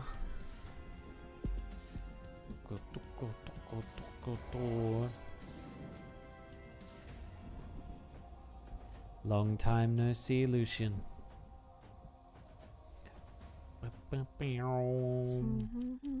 Oh wait, that was a stage. We completed the stage. Nice. What, is it going to kick me out now, probably? No? Are you sure, server reset? It looks fine to me. It looks fine to me. 88. This is the final stage. These are both melee tiles. So we could put a tank here.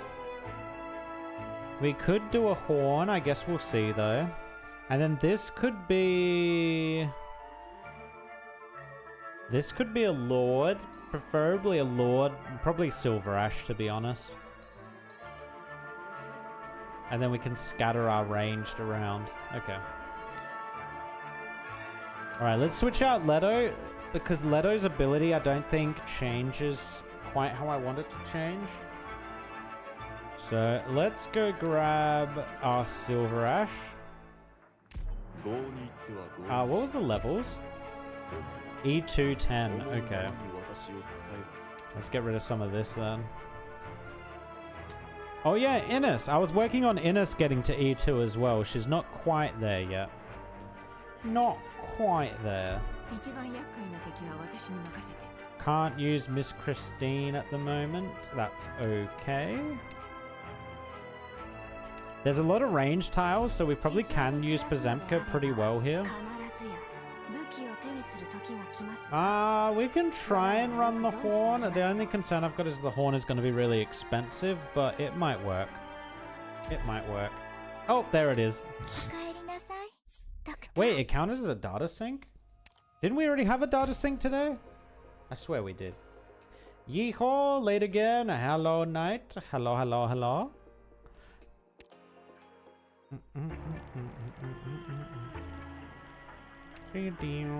Oh my god, look at all these.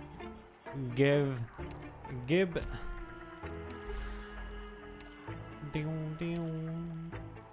God damn it, now I'm gonna have to change them all again. Okay, who did we have? We had Vulpus. And we brought in... Wait, who was the other character we brought in? Oh yeah, Pozemka.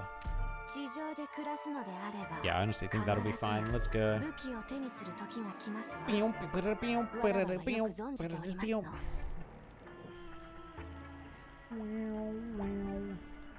My deepest apologies for ruining the play. If you are referring to how you dealt with that Moira girl, then you owe me no apologies, Lucian. With your intellect, I can only assume you've figured out the original ending of the story. An old case from 5 years ago, and a catastrophe that arrives right on cue. Both the storm and the delayed judgment rain down on this plate. The Zalak who once stood outside the story slowly walks to the center of the stage and kills all those burdened with sin. Later, she comes to realize that everything she's done has been driven by delusion. She awakens, hollowed out, broken, and judges the last remaining soul. Herself. And you.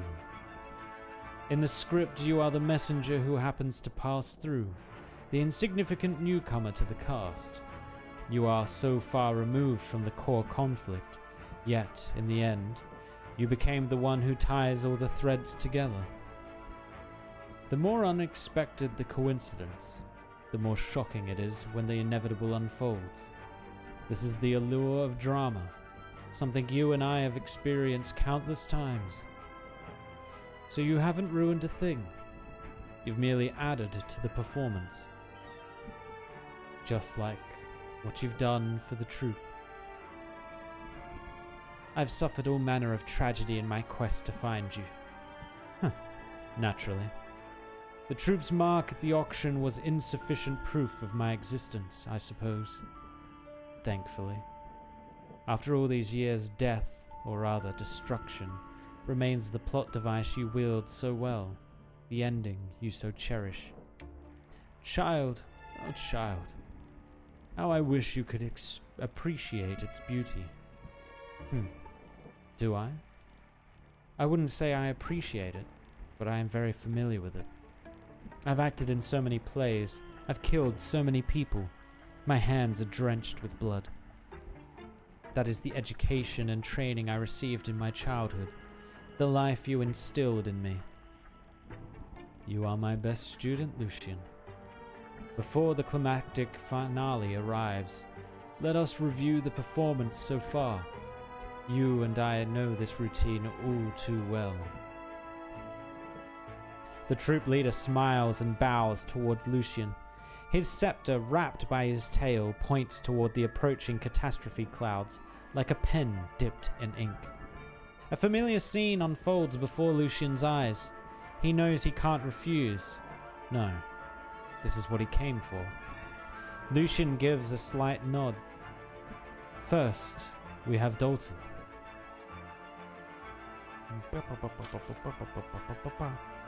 Originally, this middle-aged actor who resembled nothing more than a walking corpse didn't feel this scene was all that significant. He offered up what little lucidity he could muster, summoned the last dregs of his acting instincts, recited his few remaining lines, and held out until the director called cut, all to earn just enough for another night of drinking. He has never mourned the actress who died because of him, nor reminisced about his once spirited past. He was not even ashamed of his current sorry state. You manipulated him.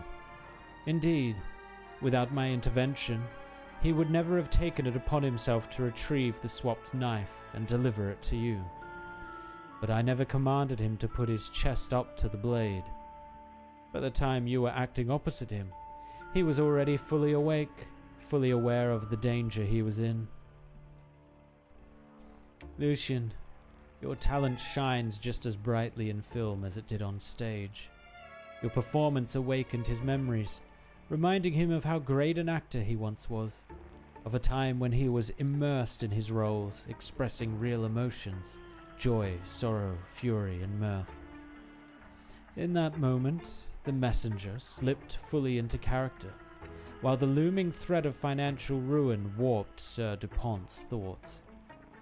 He had to cover up the truth. He had to do whatever it took to kill the person before him, without pausing to think that his own blade might be turned on him.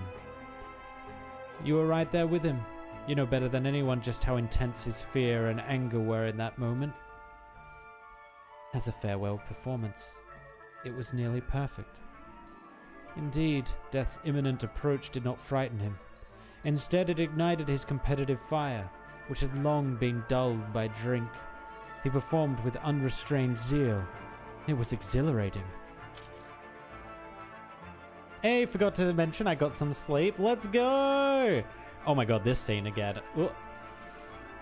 Then there was Michael and Marion. The philandering actor and the shrewd costume designer were found hanging above their own set, their farcical romance laid bare for all to see. Their union was both shameful and absurd, a mess of indulgent desire, scheming, ambition, mutual disdain, and mutual exploitation. There wasn't a trace of anything real about them, inside or out. That Michael, even his ears and tail, were fake. Their deaths served no purpose, save for giving that camera assistant a juicy bit of gossip to peddle. But you, Lucian, you were at the scene. Even the cat could taste the lingering emotions left behind. When Moira knocked on that door, when the footsteps of death grew near, in that fleeting moment where there was no time to think, I'm sure you know what each of them did. Tear stains. What a fascinating detail. Tear stains lingered in the corners of his eyes. None of the 3 Rockefeller brothers had ever shown Lady DuPont such heartfelt emotion.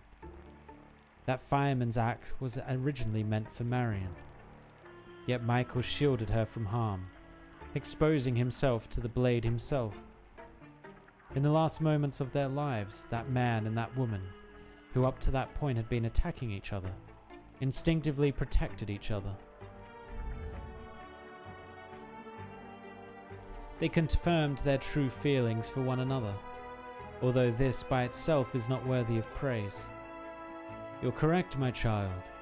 However, the audience had already taken their seats. What did they expect to see in this illusion of light and sound?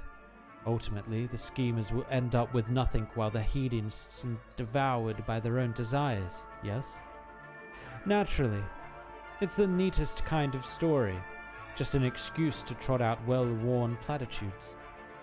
They would never imagine that a flawed, unworthy love could still be real and still turn heads. Just as those 2 never imagined there would be a moment when they grew feelings for each other. Made possible by death. Made possible by death.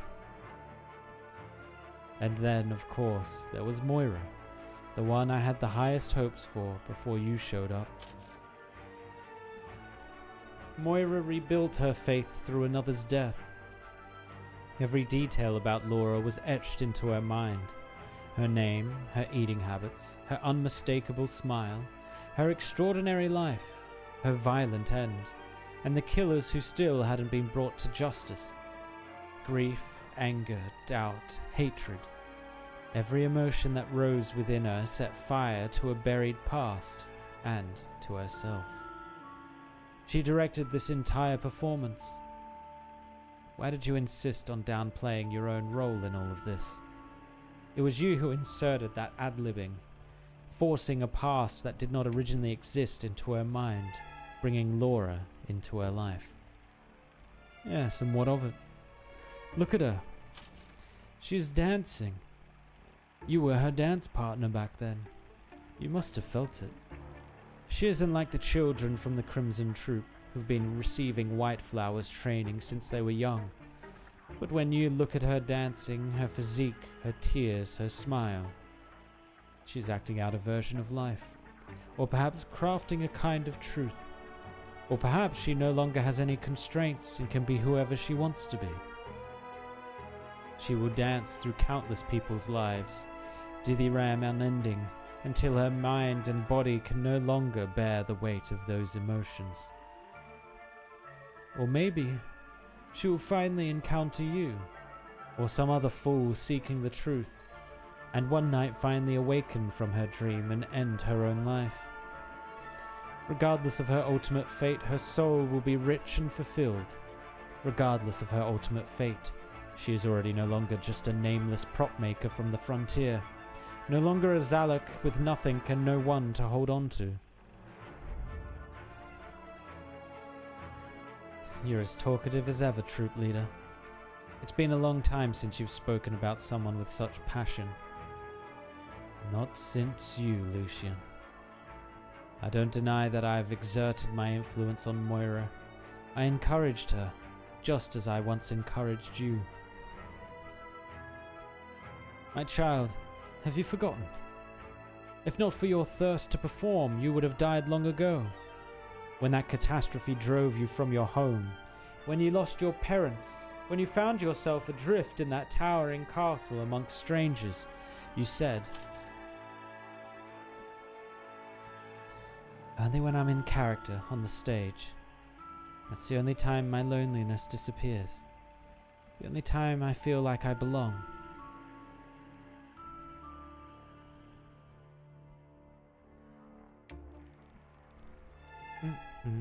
You clung to that feeling and it kept you alive. You and Moira, you're both natural-born actors. You both create sorrow and joy from nothing and use those emotions to survive. No one can ignore your brilliance. And for both of you, my two children, death shall be your teacher. But you still remember when you hit that wall in your development? when you could not draw inspiration from anything and were unable to power your performance. That was when you thrust that originium into your throat without hesitation. Then you felt the grip of death, of your inescapable fate. It gave you fear, jealousy, sorrow, anger, shame, and greed, emotion once foreign to you. And after witnessing all those things, your heart has become a mirror. It fueled your desire to dismantle authority, your thirst for destruction. It gave you an endless night and a song that never ceases. It turned the unassuming Lucian into a gleaming blood diamond. Blood diamond. My eternal moniker. Think of Dalton, child. Think of Michael and Marion. Think of Laura and Moira. Look at all these souls still struggling through the catastrophe. And look at yourself. You're right. Death is still the device I wield best, and the ending I've always favored. But I do not see death as destruction. It drives the mighty to disgrace themselves, the devoted to break their commandments, the pure to sink into filth, and the heroic to commit treachery. It gives strength to the dejected, compels the silent to shout their ideals, draws real emotion from the self-absorbed, and frees the timid from their inhibitions. It shows climbers the next foothold, and gives the far-sighted the courage to leap. It turns self-proclaimed beacons into the real thing. It sows meaning and water flaws. It cultivates truth and fertilizes falsehoods. It turns dying flesh into blooming flowers, and engraves what would fade without a trace. It is agony without relief, and overflowing inspiration.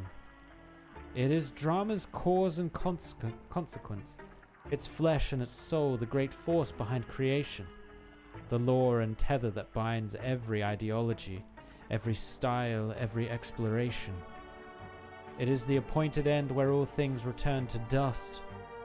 The troop leader turns to Lucian, that same smile still lingering on his lips. The wind and sand howl around him, but he remains unfazed. Child, death is also our chance to reunite.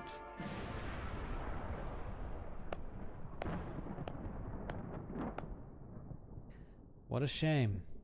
Quite a monologue, yet such little applause. Because I am the only one standing across from you, and the only one who ever could. Noise sounds out from all directions, and Lucian listens intently. The catastrophe rages. Miss Christine lets out a low howl, something she would never normally do. Their newly acquainted companions scatter in panic, crying out for help in vain. As the troop leader said, death is unfolding on stage. What begun with a few intense scenes has now taken over the entire production. Ultimate yapper? Yeah, you went on for a while there. Let's say death is our chance to reunite. I completely agree. So I won't waste this opportunity. If I may, I'd like to share a few thoughts of my own, now that you've finished your analysis. After all, both you and I know this routine by heart. The storm snaps off a part of the scaffold, sending a shower of sparks. A nearby rug catches fire and the flames leap dangerously close to Lucian's side. But he does not even flinch. He stares intently at the person standing before him and removes his hat. The hat is off. Oh, he's doing his signature pose. Here we go. All this time, ever since you reappeared, you haven't even mentioned the many times I've betrayed you. Why? Because that is unimportant. Because you are still you, child. Getting lost in madness, then returning to calamity, or clarity. Leaving only to later return. After all the trials and tribulations, a hard-won reunion is all the more precious. In the end, time can forgive all grievances. Is that so? I used to think the Crimson Troop was your quill, your canvas, and your trap. I thought that in this chaotic world, your audiences sought solace in your performances. I thought you were omnipresent, and that no one could escape your grasp. Which is why the plan that I, Shalom, and the playwright came up with failed. Back then I was young, naive, and full of pride. We believed we had seen the troupe for what it really was, but our carefully planned escape turned out to be just another act in your grand play. In the end, Shalom fled from you in fear, while I came to you. You returned to my side. That was the moment when you decided to learn all of my techniques. You resolved to learn everything you could about the troupe, then use that information to destroy it. Your plan was to use death to stop death, and to use destruction to stop destruction. White Flower, Blade Dance, Shadow. The teachers you once learned from all died by your hands, as did I. I remember my voice, wild and cracking with rage, and the sudden warmth that surged from your chest the moment the blade went in. I thought I had destroyed the Crimson Troop for good, and despite all that, I still failed. You didn't die, because death is ever present and drama is eternal. Eternal, yes, but after that, I devoted even more time to studying all your greatest works, including myself. I wore down your eternity, as any slow-witted disciple might, and at last I've arrived, once more stepping into your proud creation, a theater of death, of tragedy, of art. Now, at last, the catastrophe has finished setting our final stage. Troop leader, my dear teacher, or perhaps I should call you Tragodia. I'm going to destroy everything that is yours. Lucian unfastens the inhibitor at his throat. The exposed originium crystals gleam as if already rejoicing at the song to come. He offers the troop leader a deep bow as the clouds behind him come crashing down. He's gonna sing him to death. Oh boy. He's gonna do his best rendition of Hamilton, and he's gonna kill his mentor.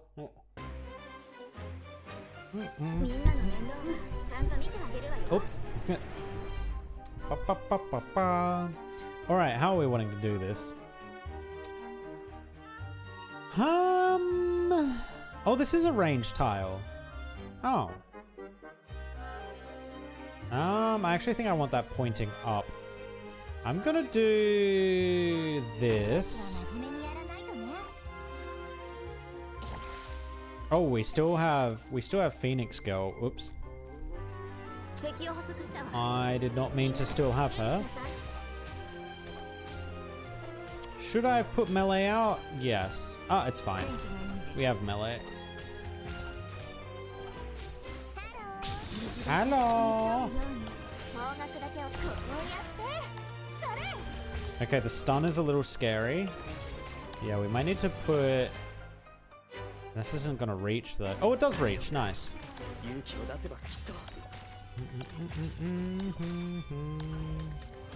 Alright, we've basically cleared out all the light. That's nice. Oh, wait, it got frozen. Huh? Interesting. He's probably gonna walk away from me now.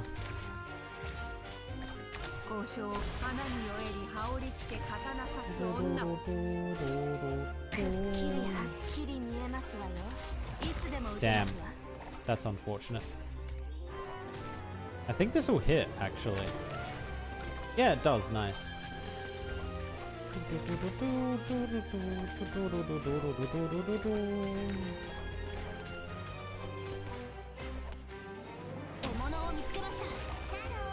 Hello.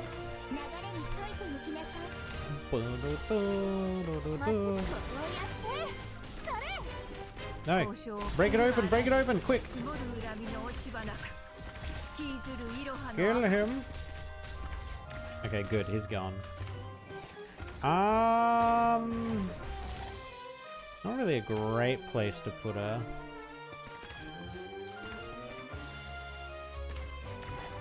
Yeah, these ones are kind of strange. One more. Dead, nice. Alright, so there's no more here, so we could do this. That is unfortunate. Ow. Please, sir, it hurts.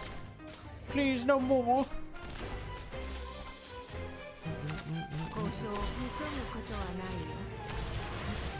Big damage, big damage, big damage. Get him to half, believe.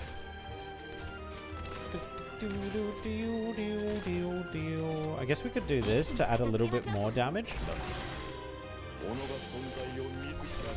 Alright, he's getting cooked right now. We're actually, we're a little bit low on damage, not gonna lie. A little bit low. What we could do is put Gavi back here to add. Yeah, she will get attacked here now, unfortunately.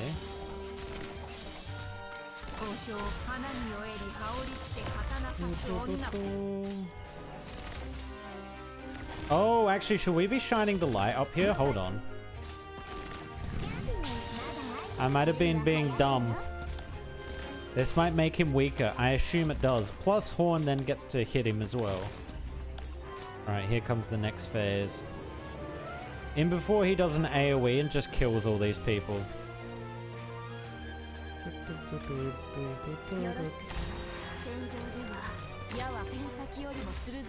Uh-oh. Okay, we're getting it, we're getting it, we're getting it. We're fine. Is he back? Is he targetable? No, not yet, not yet. Hodl. Hodl. And probably now? Now? There we go.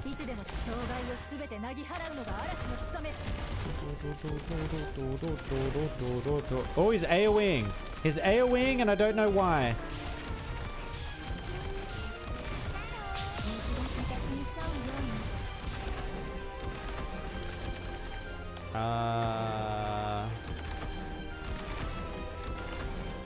I think we're okay. I think.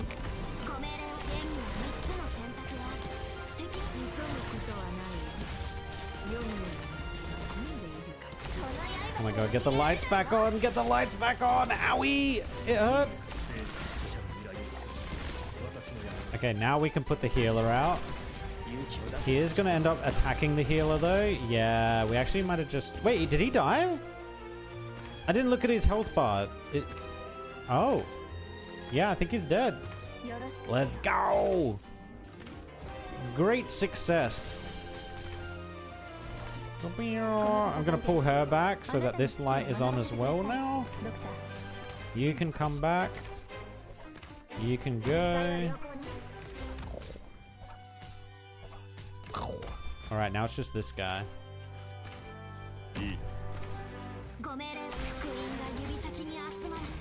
Oh yeah, she gets increased range when she does that. All that yapping just to get smoked? He kind of did just get smoked, huh?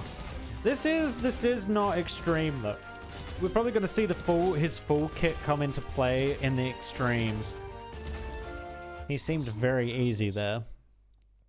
That AoE, especially when he puts that massive circle around, I'm not sure what it does, but I have a feeling we're going to find out when the EX stages open up. The flickering lights of the ancient castle, the bloodied corpses of the teachers, the hollow wind in the darkness. Forgetting all of that was not difficult. Was not difficult? Oh. Until one day when Lucian, who has by this time become an assassin, had a dream. He had a dream. Yeah, so this story plays out, or the story of the troop plays out in the IS. Because, yeah, I remember all of this. I didn't get too far in the IS, though. Mulesize is just a Giga Chad. She will not die. True. Mulesize is goated. She is, like, one of the best vanguards ever. Just being able to spam the field with so many of her clones. Oh, just gets rid of all the targeting on your other units. It's beautiful. He's still in the old castle. Still in that empty hall, sitting alone, singing under the lights, with all the former members of his troop standing behind him. as alive as ever. Child, we cannot truly erase our pasts. There will always be traces of them. Do you think I'm scared? No. I've simply finally confirmed that I've yet to fully tear out the ad-libbing you inserted into my life. In other words, you are still here. But you're correct. We cannot truly erase our pasts, and there will always be traces of them. So, to bring your story to an end, I've been walking the same path you once did, for all this time. I traveled across the entire land.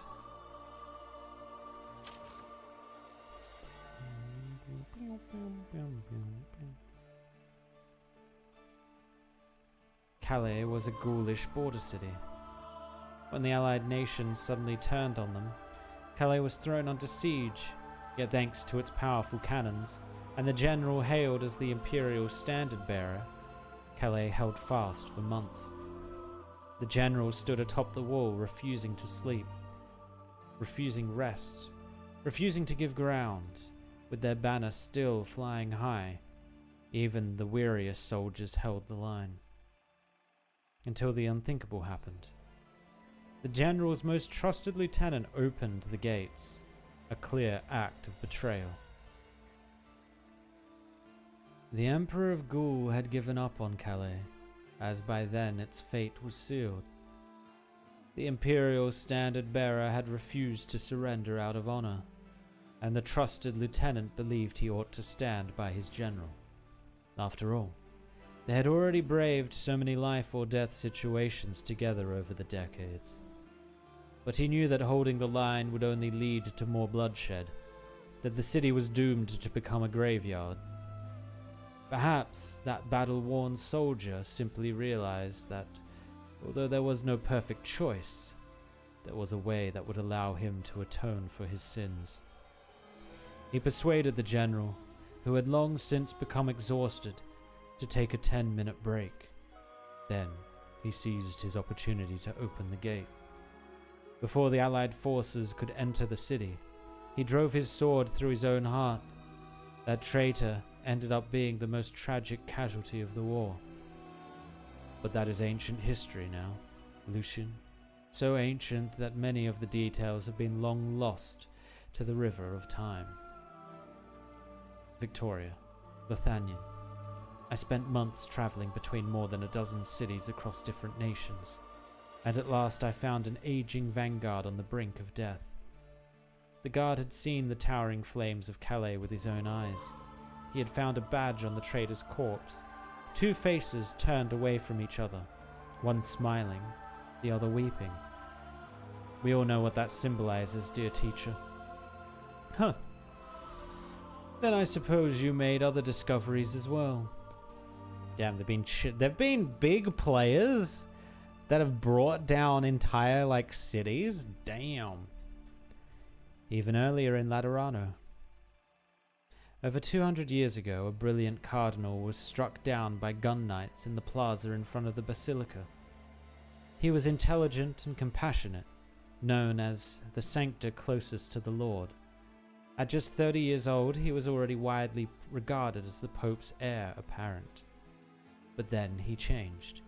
He grew radical, unyielding, unwieldy. He started preaching, rallying followers, and reaching out to foreign envoys, all in an attempt to check the Pope's authority. Until the situation deteriorated into a religious coup that threatened the entire city-state.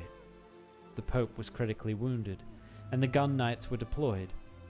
The would-be usurper became the only cardinal in the history of Laterano to die during a coup. No one knows what exactly happened to him. At some point in one of the Ecclesia Requietum, he had a chance encounter with a passing feline. But of course, that is hardly a lead worth chasing. It must have taken some effort for you to uncover all of this.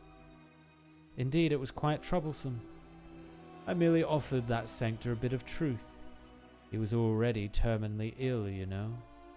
Unlike the incompetent Pope, who knew only how to interpret scriptures, His own zealousness knew no bounds, but with limited time he might not have been able to put his ideals into practice, to hear the church bells ring in the new era.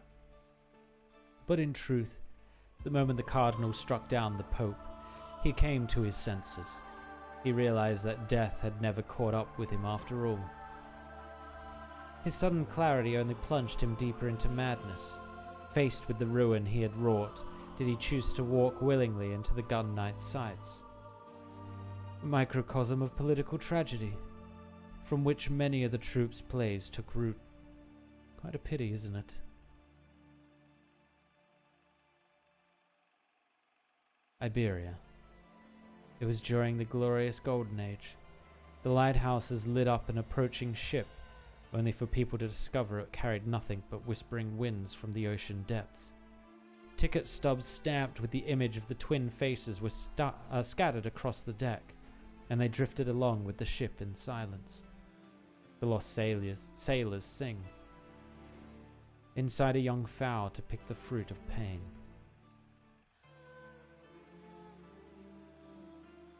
Amidst the spires of Lithanian, ancient arts recorded the nobles' laments and desperate cries. Exile an infant to arrive at joyful death. This is what all the things at the very start of it are meaning. I see. We're coming back around. An encampment covered in thick snow. Weeds walk their own path. The city in the depths of the sands. Through tears, falsehoods, and riddles.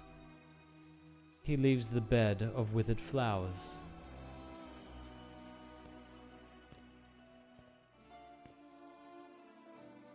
We go back there soon. We go back soon. Well, actually, not soon. It's like 6 months away, but eventually. You are everywhere. I followed the path you once walked. I crossed the lands, encountering all manner of people and unearthing all manner of secrets, until at last, buried in ancient tomes and tangled rumors, I uncovered your name. Tragodia. However, the legendary Tragodia is a god, beloved by the people. He wears a crown of grapevines. He is both intoxicated and intoxicating. He bestows joy and grace. He greets the farmers as they bring in the yearly harvest, guiding them from wilderness to civilization through revelry and celebration. The true god of wine is a deceitful caster, a performer, an ascetic, a schemer, a firebrand, a phantom drifting through the currents of history. A long-lived that defies definition. Oh my god, they're clapping for each other! Your perseverance astonishes me, child. Even more so than the painstaking devotion you once showed in your performances. And yet when you look back at the path I've taken, shouldn't that be enough to affirm the purpose I've been chasing? As human affairs faded into obscurity, I found and built what I came to see as the ultimate vessel for beauty, the theater. I've lived long enough to see the very concept of theater become obsolete. At last, after tasting both joy and sorrow, I came to understand the precise conditions under which the most fervent emotions bloom. I founded the troupe, through which I've taught this knowledge to you. Oh, really? That contradicts what I've learned from my research. Hasn't death always walked by your side? That grand theory of yours about death and destruction was never the result of hard-won insight. You simply believed in it and saw beauty in it, and so did the theater. Let's set aside for the moment the brilliance of depravity of human nature that emerges in time of desperation, and turn to some more fundamental questions. From Laterano to Gaul, from Iberia to Sargon, from the old castle to this catastrophe-stricken land, you've directed so many performances that shook the soul. So why have you allowed them to be lost to history? You don't want them to be remembered. You exalt the irrational and the unpredictable. So why must every story have the same ending? Ruin. Well, what do you think the answer is, child? Tell me. Because it makes everything and everyone unverifiable, both within the theater and beyond. Because it grants you authority, lets you justify yourself, and turns your so-called beauty onto the only possible resolution.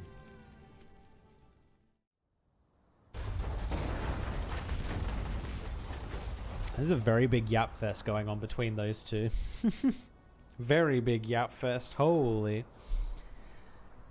Who's this, Greta? Oh. Stephen! Stephen! If you're still alive, say something. Greta? Really did lock yourself up in your office. What happened outside? It's too much to explain right now. In short, the entire plate is on a collision course with the catastrophe, and everyone else has already evacuated to the power deck. Are you alright? Yeah. Something's wrong. The ceiling came down on my leg. I can't move. I'll rescue you. Oh, she's not going to be able to lift it, is she? Damn it! That broken column has sealed the door shut. It's really heavy. Just wait a moment. Stay with me. Keep talking. Miss Stone, only now do I understand that I am in no way, shape, or form a genius. Huh? That God came to see me. He hasn't abandoned me. He's shown me a new way of thinking. Actually, he's always been teaching me. I like to think I make good use of my characters' deaths, of every desperate situation, to nourish my stories. I did try that after all in the death of Lady Dupont. Why else would it be called that? Laura from 5 years ago, and now Dalton, Shelley, Michael, and Marion. Each of their deaths was steeped in drama, vivid, poignant, and all too real. Those fragments are like autumn leaves, crimson as blood and scattered everywhere. Each one is enough to stain the blank canvas of my mind with vivid color. But still, I can't write an ending that satisfies me. I still haven't figured out what kind of scene Lady Dupont's death ought to be. If death and destruction are the way of the god of theater, if they're the skills a true genius of the stage must master, well, I've never been able to learn them. I'm just a worthless hack. For the love of God, Bornin, how can you be so stupid? Huh? Stephen, the script auctions are anonymous. You know that, right? Dalton, Abner, everyone in the crew has been shaped by what happened 5 years ago. I brought them together on purpose. But you were the one exception. When I approved the outline for the script, I had no idea it was written by you. I simply felt from the bottom of my heart that the story of Lady Dupont, a woman trapped by her brother's lies and need for control, and tormented by the desires of 3 so-called suitors, was worth my vote of approval. I knew she'd be a great protagonist for an amazing story, whether she lived or died. I've never doubted my own vision. Hey, say something. What are you getting all melodramatic for while I'm out here hauling rocks? So it turns out I just don't agree with... What are you saying? Oh, Saget. So it turns out I just don't agree with the god's methods. There. There we are. I did it. This place is about to collapse. I'll help you. Come on. Are they both gonna die here? Oh, I feel like they baited that so hard. God damn it. They baited his death really hard there, but I was wondering if they were gonna do the switch and be like, oh, and they both die. Wait, Miss Stone. What now? Greta helps hold Stephen steady as they both come to a stop, and he looks at the side. There is a wall, only half of it still standing. Faint remnants of vivid graffiti stand out harshly against the grimy, dim surroundings. It is the giant promotional mural Tippy had painted for the crew, and by some stroke of luck, the title card remains unscathed amidst all the wind and flying debris. The death of Lady Dupont. Stephen raises his blood-stained arm and, with considerable effort, wipes away the first 3 words.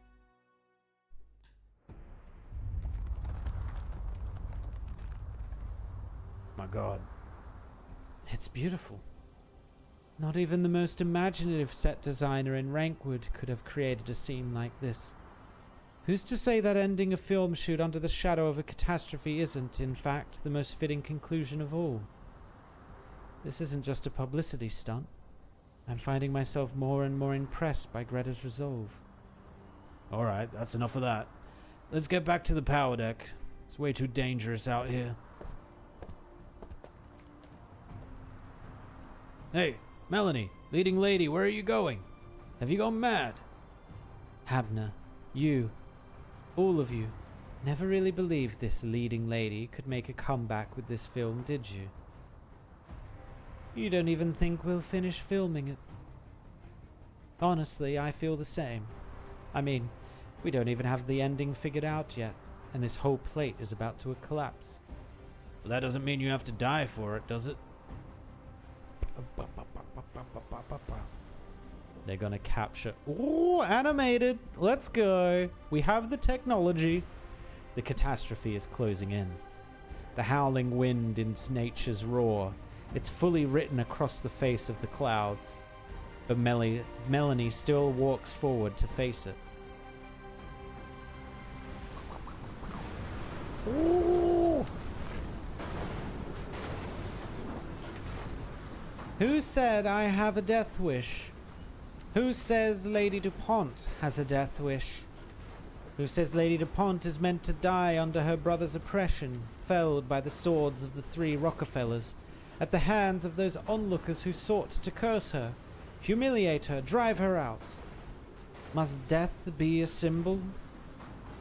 She should instead, on a night no one could have foreseen, walk straight into a storm just as wild and chaotic as this one, leaving that prison of a castle behind.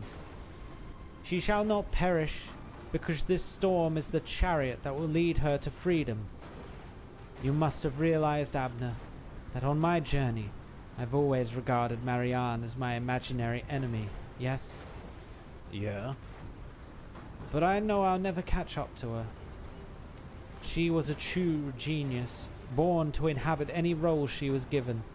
Even fate itself seemed to orchestrate one final catastrophe, just so she could exit this business in a blaze of brilliance.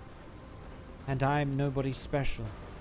An ordinary woman from a small town who traveled to Rankwood and worked her way up role by role, film by film, for over a decade, gaining experience and recognition. That's why I care so much about seniority, status, and etiquette. The aspects of film set culture that so many scoff at, because that sort of recognition is the reward I deserve as an ordinary person. This land is quite cruel to ordinary people, Abner. Marianne's retirement gave me the chance to step into the spotlight, but it took only a single slip-up for me to lose everything I'd gained along the way. My acting skills have fallen off a cliff. My reputation is in shambles. I've tried everything I could think of, but I just couldn't seem to get it back. It's ridiculous. I've never wanted to admit this, but it's true. If Marianne hadn't retired, I'd never have caught up to her. And right this very moment, this catastrophe is destroying the entire plate, along with my last hope. But couldn't you also say fate is smiling upon me? At least I finally have the courage to let go of my inhibitions. The courage to, at least finally, muster the courage to take this first leap. Come to me, Lady Dupont. Come with Melanie Rutherford and dance together with the catastrophe. Even if no one is filming us.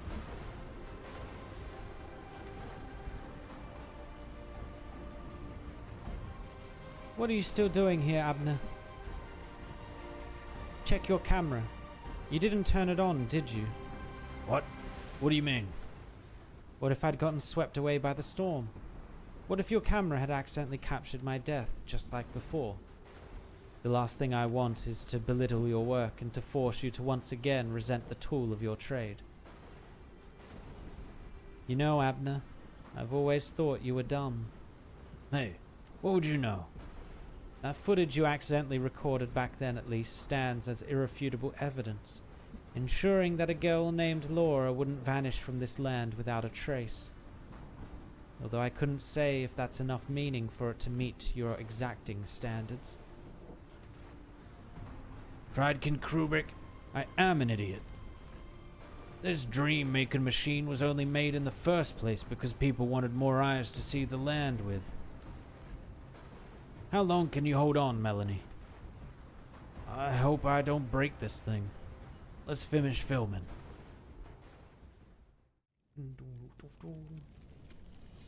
Oh no, we're going back to the yappers. Prepare. Can you see them? Can you hear them? Those still fighting to survive the catastrophe. Nothing ever truly comes from nothing, not even the most wondrous of art. And it is never death that suddenly awakens the lost or steals the timid. They always had it in them. So, answer my question, Tragodia. Are you attempting to remind me that death would simply end this story, this performance? That there would be nary a trace left after the curtains fall? That I will have, objectively speaking, escaped any and all scrutiny and criticism of my work? That I am a thin-skinned artist? You really did find an interesting angle, Lucian. Perhaps what you say is right, but how are you going to change the ending that has already been written? That child, Tippy, really did adjust the path of the mobile plate using only techniques she picked up from watching film reels. But the shift in its trajectory is insufficient. Nearly half the plate remains on a collision course with the storm. Lucian, you faced a catastrophe when you were young. You should know that one of that scale would destroy everything on this plate. Lucian gently strokes the crystal on his throat. I haven't sung since releasing the inhibitor.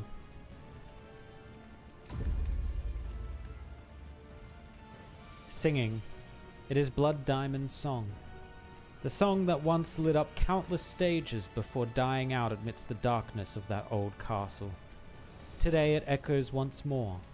The sound passes through cracks in the ruins and the catastrophe itself, ringing clearly in everyone's ears. Singing with such total devotion. It seems that dreams can also be used as barriers. This is the first time I've ever seen you use your arts in reverse, Lucian. Are you trying to protect everyone with the voice that once brought pain to yourself and disaster to others? Are you trying to face this catastrophe alone? Alone? No. You're here with me. Hold your scepter steady, Tragodia. From the moment I rose from that river and walked back to your side, from the moment I returned to the troop and stood before you once again, I have only ever had one motivation. At the climax of every tragedy, there is always a fierce, cathartic battle, be it inside a palace, atop a tower, or beneath this ever-shifting sky. Let us finish this drama where the student kills the teacher. Huh, my favorite student, my best actor. Everything that is headed for destruction shall serve as your backdrop. I am so glad you can enjoy this moment. Even I can't help but be swept away in it. I've forgotten all other matters. Oh my god, he can split himself. But you should know that killing a long-lived is meaningless. You just told me that I found an interesting angle. But it's not interesting. Far from it. You aren't a thin-skinned artist. You've just been left with no other choice. It is not us who need to die, not the audience, not the common folk, bound by the laws of ordinary reality. It's you, Tragodia. You've walked through history. You've founded the troop. You've created dreams from darkness. You've fed both me and Shalem with despair. You've drawn in lost souls one after another and lashed actor after actor. You taught us to feel pain, to learn evil, to be stained with blood, to sing of destruction. You taught us to dress for the stage, to wear a mask in life, to believe in what you called rebirth. You built the story and drew in the audience. You chose that Lateran Cardinal, that ghoulish general, Whiteflower, Blade Dance, Shadow, Dalton, Shelley, Moira. You've chosen a million Lucians with which to bring about death. You exhausted its form, crafted its style, and perfected its meaning. Because it is all so far away from you.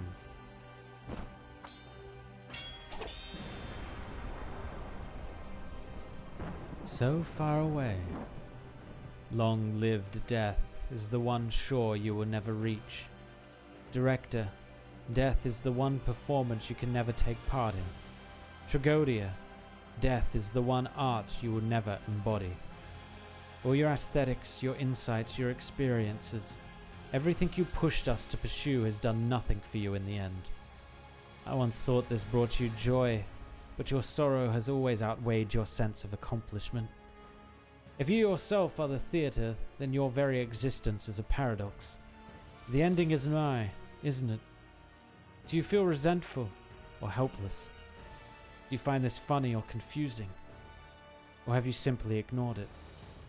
Have you never felt the same pain that I have? Tragodia is uncharacteristically silent, his eyes fixed on the face in front of him that is lost in emotion. Lucian shouts loudly. The raging storm does not even distort his voice in the slightest. He sings and chants while the Originium crystals creep visibly along his neck.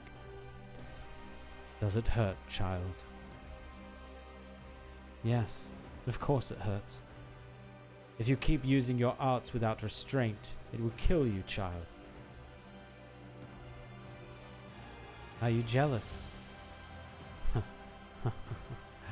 Perhaps, but your performance really is moving. Lucian responds to Tragodia with even greater fervor. His surging emotions give him newfound strength, and at last, he seizes the upper hand in their clash. In an instant, he plunges the scepter into Tragodia's torso. Oh. Pain is my blade, and at last, I have driven it into the one who caused my pain in the first place. You. Oh. Wait, he's a long life, right? Is he a long life in the same way as the Victorian guy was a long life? Where the unicorn gave him long life? I wonder. Because that long life was, they literally couldn't die. But I'm wondering whether this guy can die? Just not of old age. The curtain must fall on every performance. Cycles will not help shape our so-called destiny. Child, I've just gained new inspiration. This story deserves to be continued. The plate beneath their feet is swaying and shaking, but is starting to stabilize. People start to poke their heads out from the ruins and look at the receding disaster. They can hardly believe the catastrophe they had just experienced.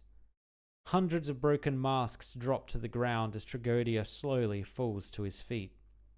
Lucian is sure that he has pierced Tragodia's heart and completed his grand, murderous drama. However, he also notices a change in himself. Oh, shit. That is most certainly a change. Dude is dripped out now. These clothes, this scepter, this crown. Have you given me a new ad-libbing? The silver-white hem of his robe flutters in the wind, brushed by grains of sand, yet spotless as ever. Lucian silently studies the elegant garment. It is flamboyant and exquisite and fits him perfectly, as if it had been tailored just for him. He could walk into any festival or onto any stage in it, and it would suit him perfectly. It is as if this is the catastrophe's gift to him, his reward for slaying his teacher. The theme of this murder was clearly betrayal, yet at the last moment it became a passing of the torch. Lucian is silent. The fallen Tragodia has disappeared. Where he once lay there is only blood and his mask. The dark red carpet extends upward along the steps without end. This is the path he was meant to walk, and it is now free of all obstacles. These thoughts spring to Lucian's mind from nowhere.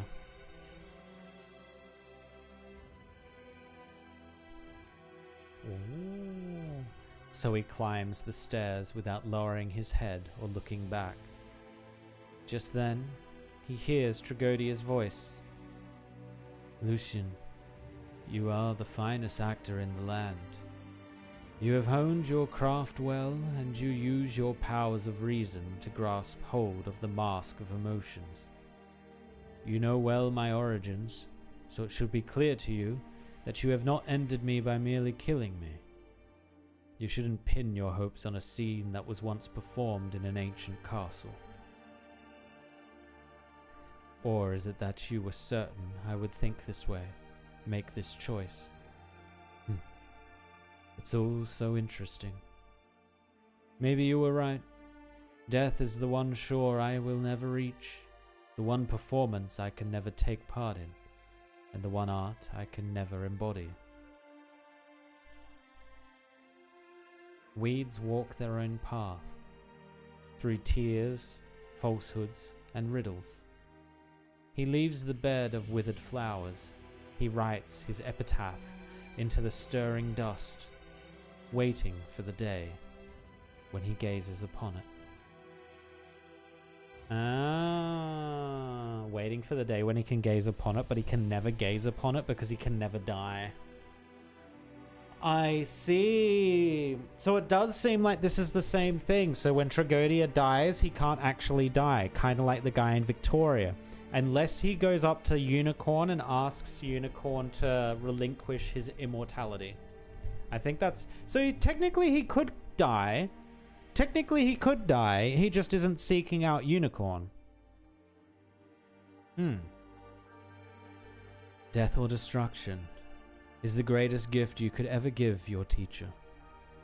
But have you considered that what you now reject, and what I've left behind, is only one of theater's countless possibilities, one of the many ways beauty can be defined. And therefore, that what you've just killed was but one of my thousands of existences. Go on. Life rushes by, but the theater endures. The theater will never perish, and aesthetics will always change. So therefore I will always stand at the pinnacle of everything. The theater cannot be killed. I can only redefine it, replace one theater with another, overthrow old aesthetics with new. I can become the new one, the new you. If that is the only possible fate for the two of us, then I accept it. You see, Lucian, once again we've entered into a tacit agreement. Continue forward. Climb to the highest point on the stage. You shall wear the crown of performance. You shall wield the scepter of inspiration. You shall wear the years of performing and being performed. This process will only add to your pain, but you must accept it. Child, you shall walk from here with both my blessing and my curse. I have fulfilled the promise I made to you when we first met. I will never be an obstacle to you, or an obstacle to theater. This is my final gift to you. How much further can you walk? What other answers can you come to? Tragodia.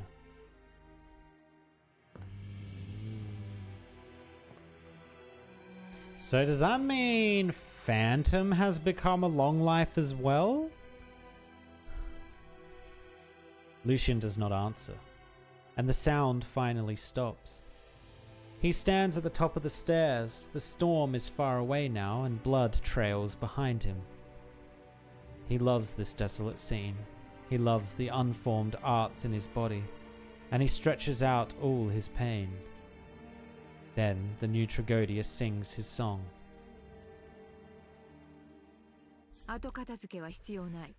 帰ろう。 Ah, I think he does become long life, right? I wonder if the cat's happy about him becoming a long life. Probably. Probably means the cat can just follow him around for eternity now. Alright, the final little story piece. A word to the audience. The curtain shall never fall. Okay, I'm very curious what happens here with, not Marion. What was her name? Moira. I'm really curious what happens here with Moira. One, I think her ability is really cool and could potentially be a Mulesize-like ability. So I kind of don't want her to die. I kind of want her to become a playable character, but I might be hoping for too much there. Alright, the curtain shall never fall.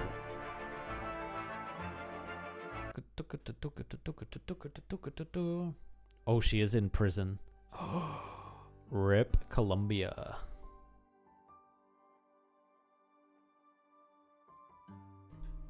Molly, you've lost so much weight. I did spend 2 whole months in bed. I went looking for you once the plate stopped. When I saw medics carrying you out all covered in blood and you weren't moving, I thought you were dead. His singing voice is terrifying. But he only wanted to stop me. He didn't want to kill me. It definitely wasn't a coincidence that he bumped into Greta at the auction, like she said. He had another motive to join the film crew. And what was that? He was looking for something that exists, something that's always with us, even though we know nothing about it. Okay. I knew he was a mysterious dude, but now I'm even more confused. Forget about him. I'm sorry for taking so long to come see you. Mostly because they make it a real pain to file a visitation application for this place. I know, Tippy. But I used you and caused others to misunderstand you. Lucian was right. I was ignoring the truth in my hands. In my final moments of madness, I didn't even think of you. Listen to me, Molly. No matter what you went through, no matter what your goal, you hurt the people who were by our side practically 24/7. You're a criminal and I won't ever forgive you for that. But that doesn't mean I can't also miss the times we would crash on the sofa to watch horror flicks, just the two of us. Wasn't that fun? Wasn't that, like, real? Yeah. When I was stuck in bed, my wounds hurt so bad I couldn't sleep. I kept recalling everything that happened.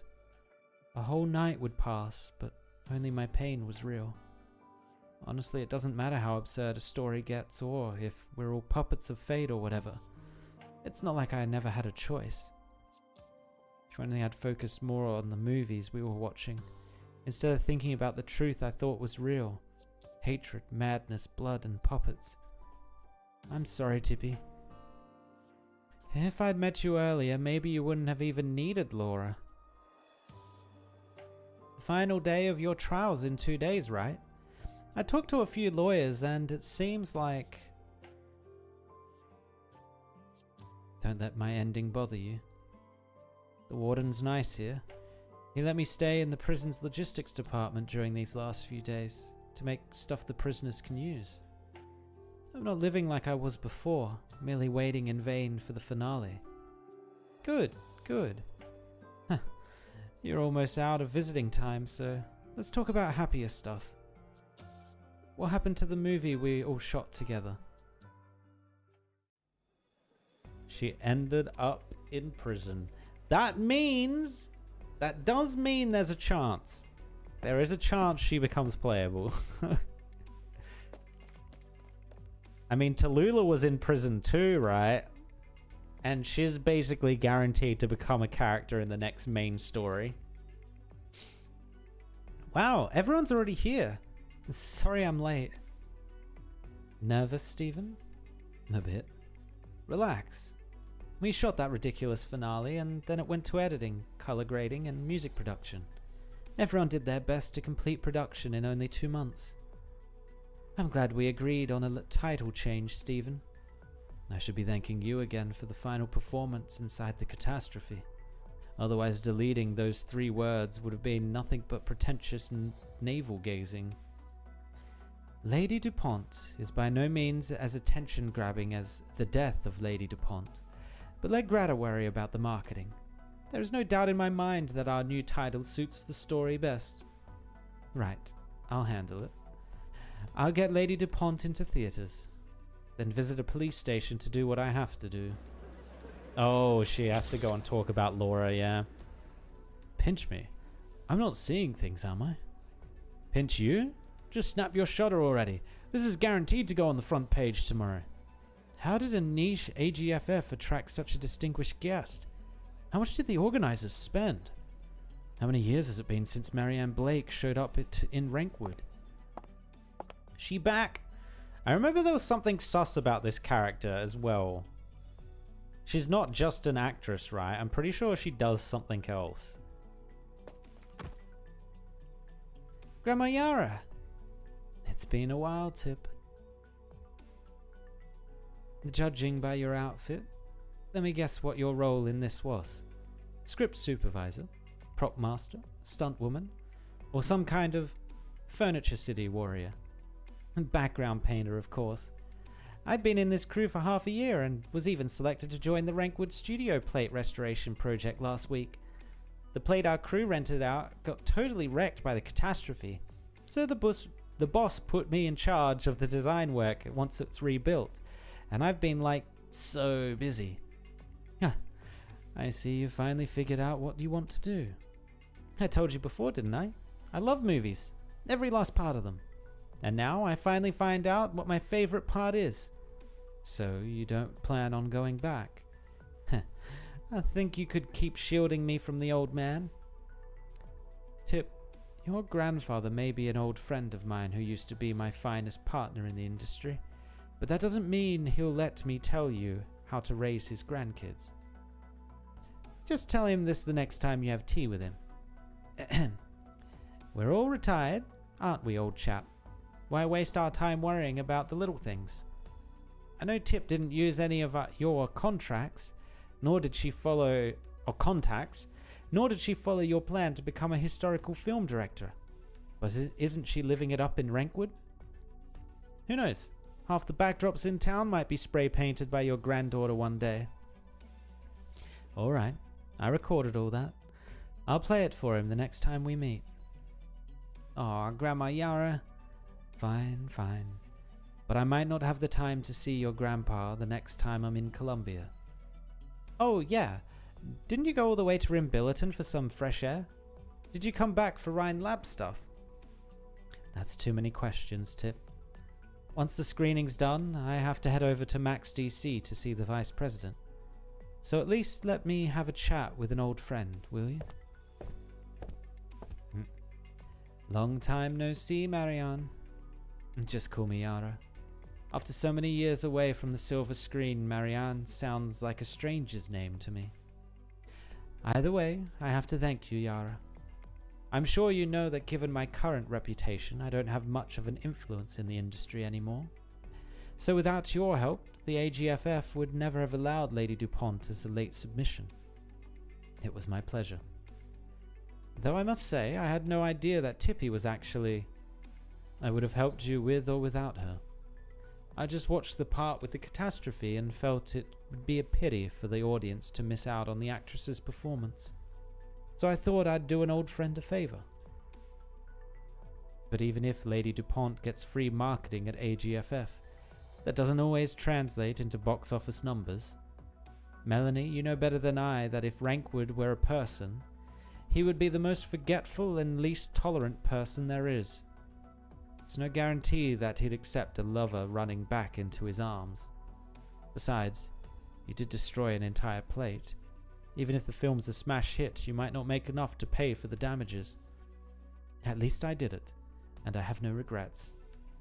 Rather than mulling over all that, I'd like to ask you a question. Go ahead. When you encountered a catastrophe while shooting, the eternally shining star. The camera caught you as the storm nearly missed you. Was it just an accident, like you said at the press conference, or did you also move toward it on your own will?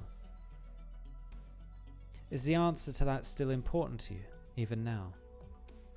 Huh. No.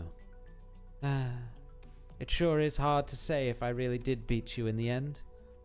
The splendidly dressed female lead laughs heartily before every camera in the room, though she does not even know what she is laughing at. After a long time, she opens her arms towards her former rival, the genius she always thought she would never catch up to, the one she had always exchanged polite greetings with on camera for a hug. And it is returned in kind. Let's head in.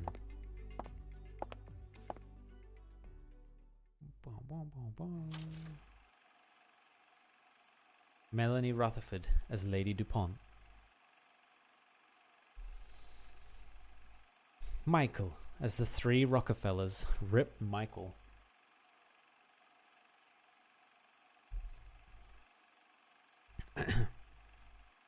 Dalton as Sir Dupont. Lucien as the messenger. And producer Greta Stone, director screenwriter Stephen Key, coordinator Shelley. Oh, she got credited. Art department Carl, Bob, Tippy, and Jericho. We didn't meet any of those others except Tippy. Production Abner, Leo. Costume department Marion.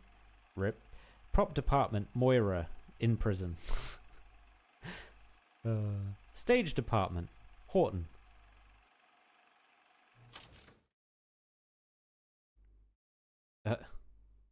Wait. Isn't it? Why does this scene look so familiar to the Chainsaw Man scene? I think it's from the intro of Chainsaw Man.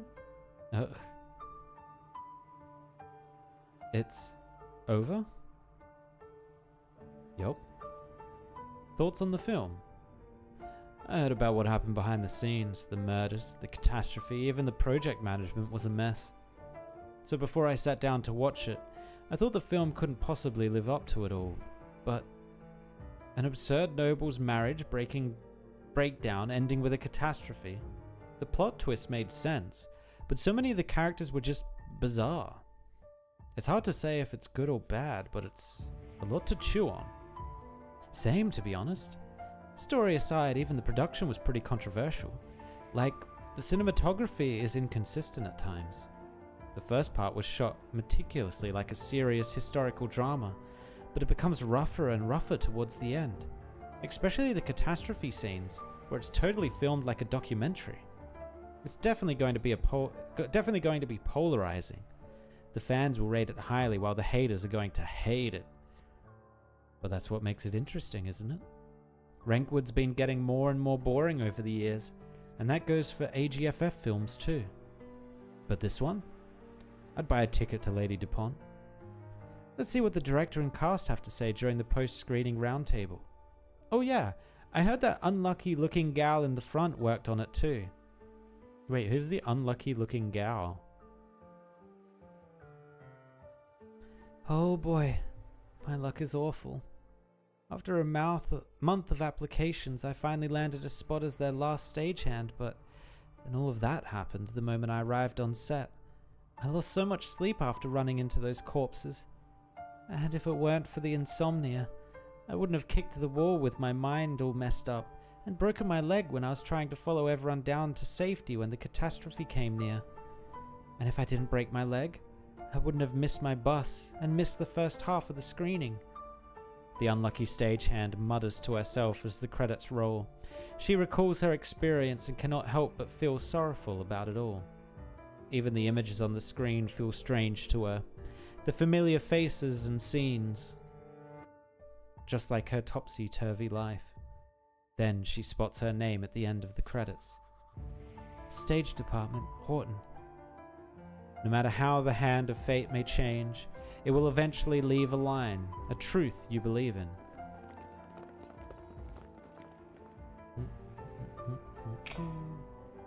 Oh, It's over. Aren't you taking part in the post-screening roundtable? I'm not with them. Besides, the two of you are here. Huh. True enough. Yes, it was wonderful, be it the film itself or otherwise. Lucian. Is he dead for good this time? Or is he still alive somehow? I'd have to think about that. But all you need to know, Shalom, is that you won't have to worry about shadows from the past invading your dreams, even when you're on Rhodes Island, ever again. And playwright, you may write your scripts as you wish, about any topic in any style. The Crimson Troop is no more. You two are free. And you? You just said you'd have to think about this ending, which means you're stuck on that path, correct? Drama never dies? So is this the one sitting beside me right now no longer Blood Diamond, but Tragodia? It sounds like you've paid a heavy price, Lucian. I wouldn't say so. If our previous attempts at escape or revenge were just scripts for us to follow, then now we can finally step into the future. I will travel again, sing and perform again, until I am certain that what I create manages to match my joy and pain. It could be a new troupe or a new proposition, new adventures and new stories, or a more dazzling tomorrow, a more tragic truth. Hey, Shalom, we're all buddies here. Would you like to lend him a hand? Lucian, are you sure about this? Of course.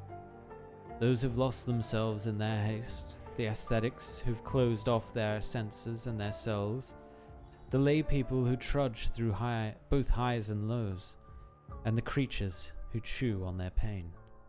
This land has never lacked for actors. Oh.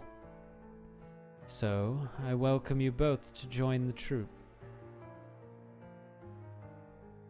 Does that mean that he's going to do more killing, or is it actually going to be is it actually going to be a troupe, or is it going to be an assassination guild, essentially? Okay, very interesting. I actually really enjoyed that. Really enjoyed the murder mystery side of it. I think it got a little bit wordy and monologue-y when Tragodia appeared. They were doing a lot of talking. But yeah, before that, all the murder mystery stuff was sick. Really liked that. Really liked that. Also, we can hope that Moira becomes an actual playable character and plays somewhat like... Okay, she can play like two things, I think. She'll either play like... I forgot her name. I think she's a specialist, I think. Where is she? She will either... Is it Kazamaru? Dollkeeper. Yeah. So I reckon she'll play like Dollkeeper, which lets you like sub... If your character dies, they like sub out for a doll. Or if they're I think she also like spawns it in front of her too, right? Yeah, summoning a substitute on a surrounding melee tile to assist in combat. Yeah, so I could see her becoming this, or, which is probably a little bit more unlikely, is she might even become like, wait. Oh, no, she's here. She might become like Mule Size, where she can have multiple of the dolls come up. But that is for another time. Another future that is at least 6 months away, because she is currently serving time in prison. Rip. Big rip. All right, let me go claim all the rest of this. Yoink, yoink, yoink. Go to the shop and buy this shop out. Get all the things. And then once I'm done with that, we have 2 trailers I want to watch. 2 trailers. One for a game we currently play, which is Wuthering Waves. I'm curious what the next patch is going to be. And the other trailer is for ZZZ, and I'm just kind of curious what ZZZ is up to. What that game is doing. What the game doing, huh? What the game doing? All right, nice. And we'll come back to this. So this opens on the 20th, and then there's 10 days. So it ends on the 26th? No. Yes. Yes, it ends on the 26th. Okay.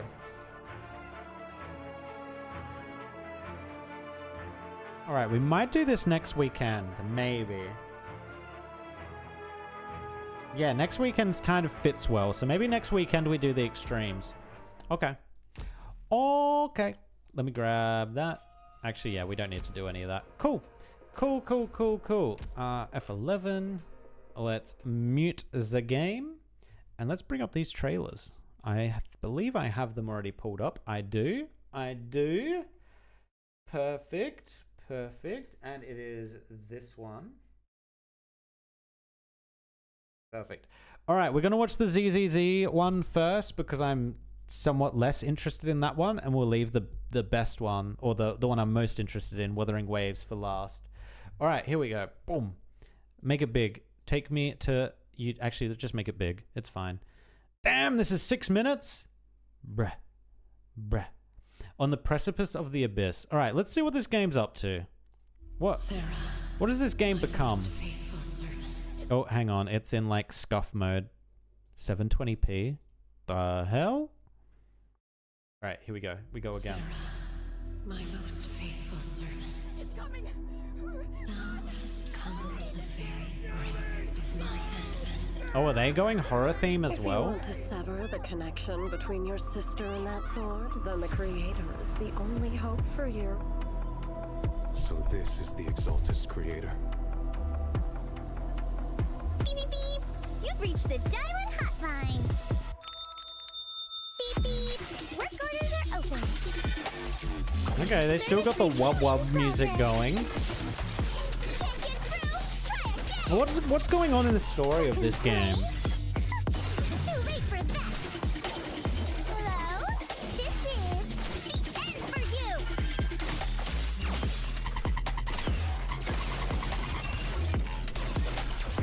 Xiao Guang, I found a way to break the connection between you and the Qingming sword. No matter the price I have to pay, Xiao Guang, you will be free. Womp, womp. Oh, and then we got this big mech boy. With my life. Yes. It's like Zenyatta if he got swole. Go and live. For the 5 summits. 3 mountain shift. Two-fist can't deal with vortex. Mountainous strength. I stand unyielding. End this hatred. What are you waiting for, Yeshu? Turns into a missile launcher, I Draw see. your knife and kill me so you can save him! Go on, Pete. The monster who stood by and let death through. Why resist? You are part of this film. I would have preferred if that I mean, the sword had theming chosen of me it seems from the cool. start. Do what must be done, You trust you. me, just as you I trust me. trust you. Is that I am railgun? Oh, it's a Ye sword. Shenron, wielder of the Qingming sword of Yunque Summit. This sword, with heaven and earth as its guide, shall cleanse all evil! I see. They're introducing the Gilgamesh character. I see. I don't think we need to watch any of the rest of that. That's like going into details of what's coming. Okay. Yeah. ZZZ. ZZZ. When would they replace the current... Oh my god. The current dogshit rider. Oofed. At first, the game had an okay anime plot. Okay, so I'm reading this because I don't agree with replacement, but the story was kind of butt when I was playing it, and that's why I kind of dropped it. At first, the game had an okay anime plot with interesting lore, but it became worse after 1.5 with the mare and the eyes upgrade. And then the Exaltus storyline, which had led nowhere after a year, just more waifus. And miasma. I don't know what he's referring to there. They need to hold a special session and tell players about the lore and plot in detail because the game is completely failing to develop or present anything related to lore and world building. Without a good plot, playing live service game for a year or more is just a waste of time. I see the problems why I left and stopped playing this game still plague this game. I see. ZZZ Dev posted on Bilibili yesterday was much more open. More or less, they admitted that the direction and execution of Season 2 was subpar, that they have heard the feedback, that abandoning Fairy and Proxy identity was a mistake. Wait, what? That abandoning Fairy and Proxy identity was a mistake. They abandoned the main characters? Really? This is specifically what killed the game for me. Dude, this is what I was talking about. This is what I wanted to know. Where is this game at? It sounds like it's in a suboptimal place. It felt so unique to have a fragile hacker possess... I don't know how to pronounce this, use, and help the actual fighters while providing hacking skills with the help of an AI who was kind of erased from the story, slowly bringing it back.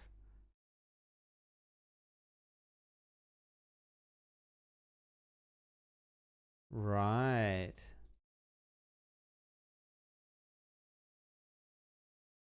Damn. Damn. Well,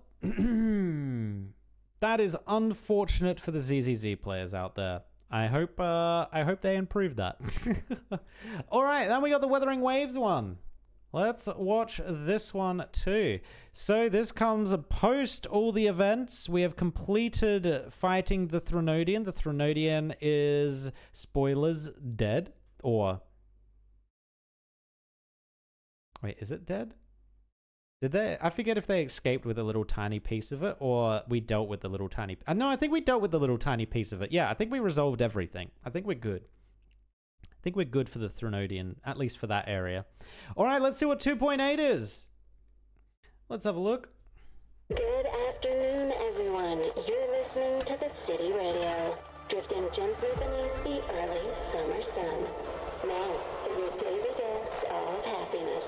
Keep your heart true to joy, and may the day in Honami be a beautiful one.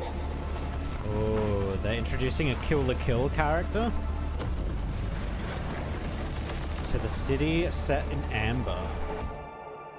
Ooh. Before we go any further, I need to know where we really are. Inside the Sonora, Ooh, pretty. time and space are brittle. Oh, it's a Sonora though. Delicate Okay. threads, twisted webs, a deadlock. It's trapped in a formation. It shouldn't even exist in this world. It's true. I'm the guardian of Honami, but by the time I woke up, the city was already like this. I will sever this deadlock.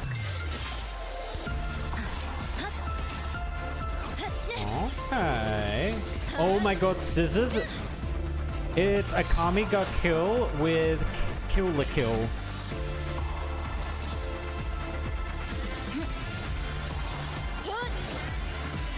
Okay.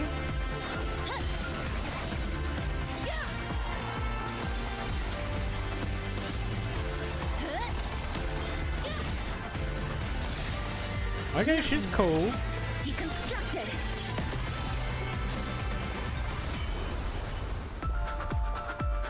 Oh, Buling. Everything's working. I love Buling's character.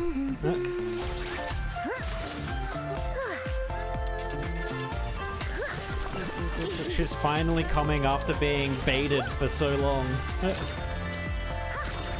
Ooh, she looks kind of sick. What the? Thunder commands. Hell tremble.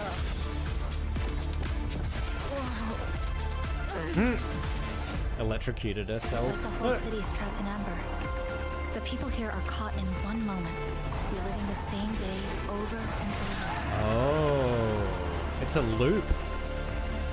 Maybe she brought me here because she knew that's where you are. Oh my god, Abby's actually gonna do something? I'll cut a blade right into it.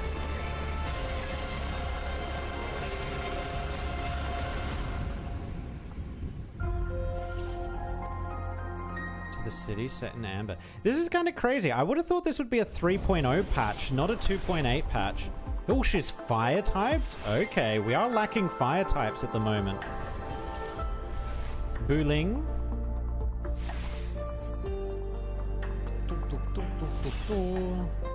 New weapon.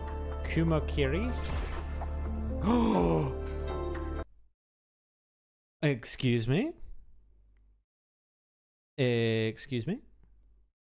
Zani? Hello? We just got Zani, by the way. Oh! Oh!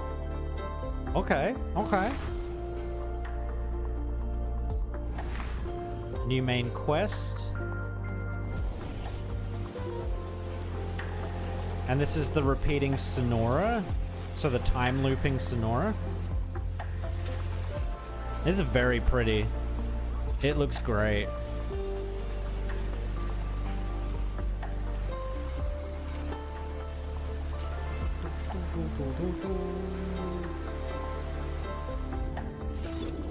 Nightmare Roast Room. Tic Tac. A Chocobo, nice. New Nightmare Nest. Yeah, of course, all this stuff will come in. That's fine. Thread of Severed Fate. Stranger Things in Honami. Oh my god, it looks comfy. Look at those couches. Oh.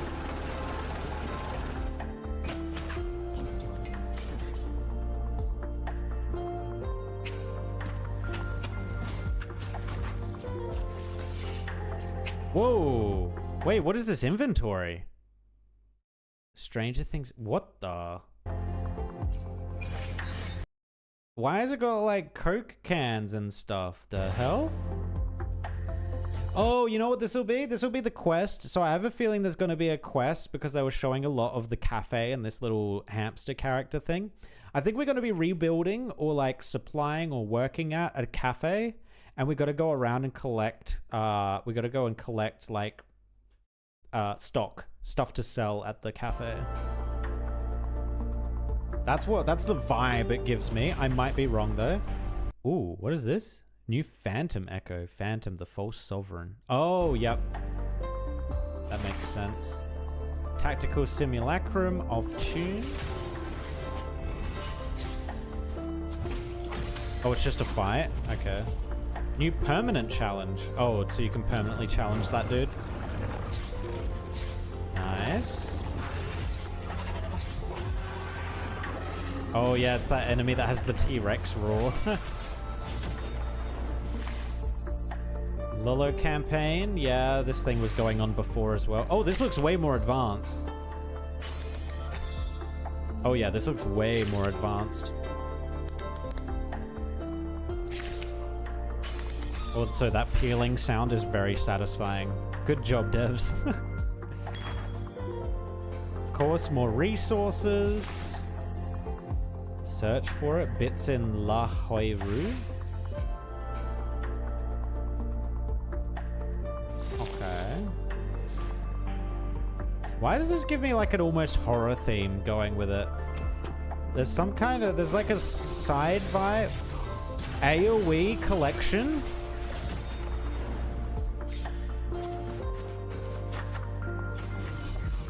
Okay, AoE collecting is so good. That's a good quality of life.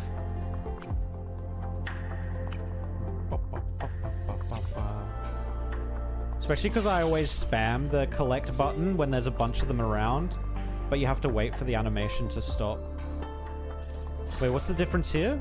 New optimization added the main echo slot to the suggest menu on the screen that displays echo details. What does this mean? Oh, it just shows you recommendations? Okay, sure. I thought that was already in there, to be honest.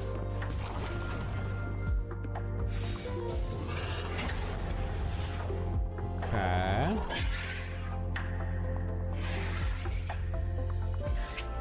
I don't know what's changing here. Added the mute when game is in the background option. Global illumination, let's go.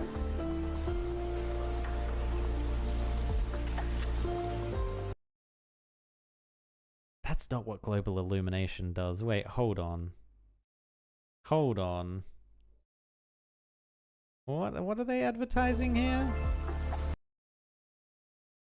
Okay, consider how bright all this stuff is. And wait, global illumination. Am I thinking of something else? Isn't global illumination when they... Oh no, I think I am thinking of something else. I'm thinking like global... Oh, I'm thinking of... I'm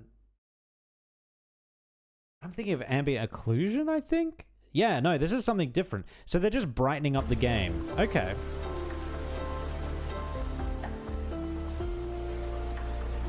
Yeah, everything just gets brighter, which I'm happy with. I think it looks better.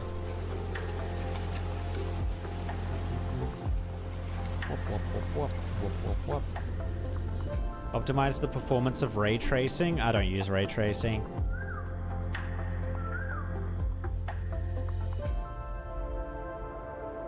I mean, cool, it's there for people, I guess.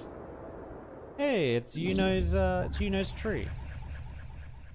Okay. That honestly surprises me. That really, really surprises me. Being a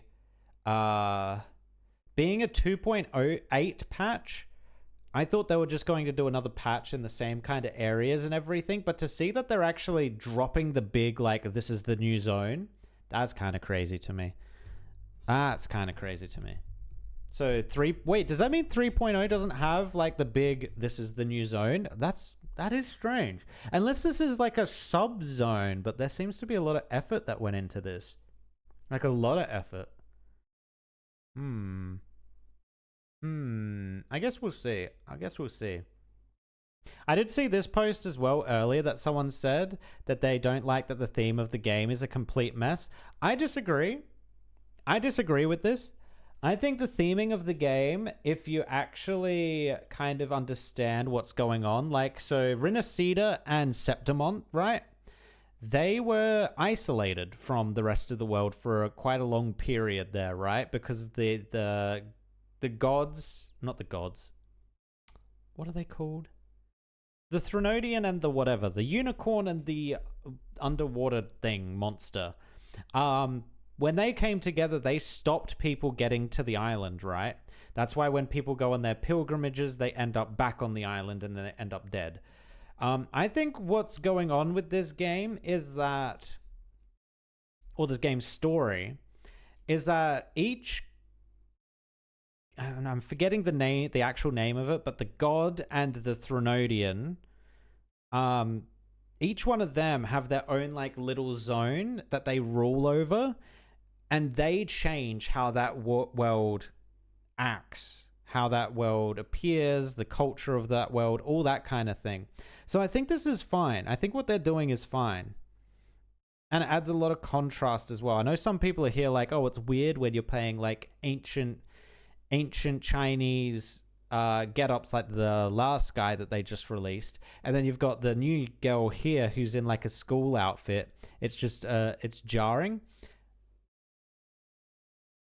I don't think so. Unless you're going for like super like, oh, I want everything to be uniform. And yeah, I think it's fine. Final thoughts. It's fine. Excited for 2.8 though. Was there a release date? There wasn't, was there? It was just like, it's coming. Yeah, I'm not sure when this comes out. But I'm excited. Dude, Wuthering Waves has been like a massive save. Like, when I gave it up, the game was kind of in a struggle area, but man, coming back to it, the game has been amazing. I look forward to playing it further in the future. But that is all the trailers I have. That is all the content in Arknights we're going to do tonight. That is it. I have my day off tomorrow, and I'll see you guys on Tuesday. Cool. All right, I'll catch you guys later. Thanks for watching. Peace.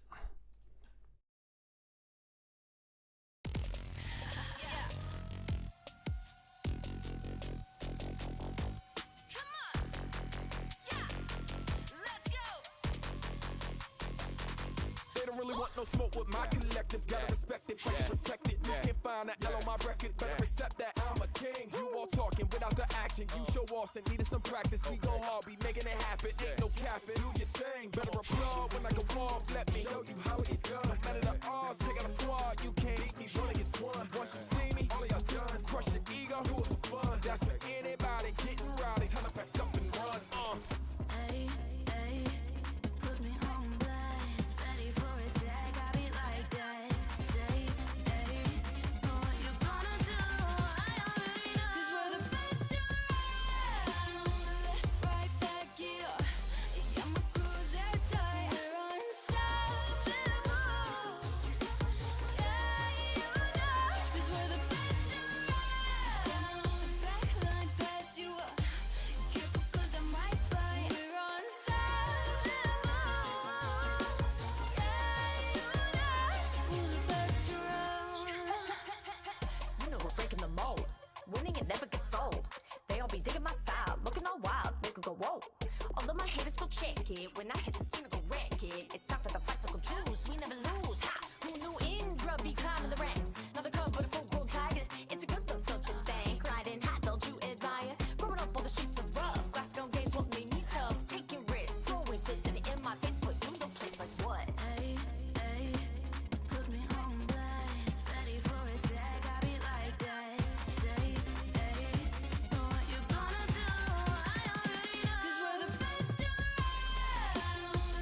Right back it up. Yeah, my crew's airtight. We're unstoppable. Yeah, you know. 'Cause we're the best around.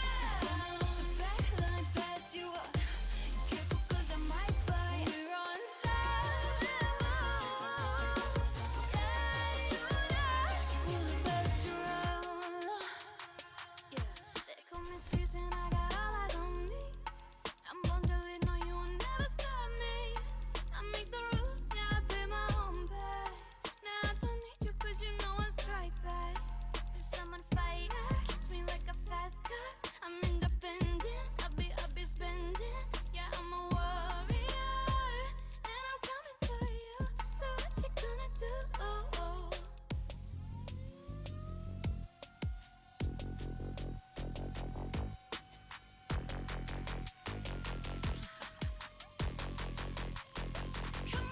Yo, I'm a specialist, cross my targets off my list with a flick of the wrist. Call it a trick, why need to bringing it back? Sorry for spoiling your plans. Total domination, Rhodes Island, we ain't playing. What's like your best move? Tell me that ain't true. This too easy, this too easy. I'm in my habitat, put me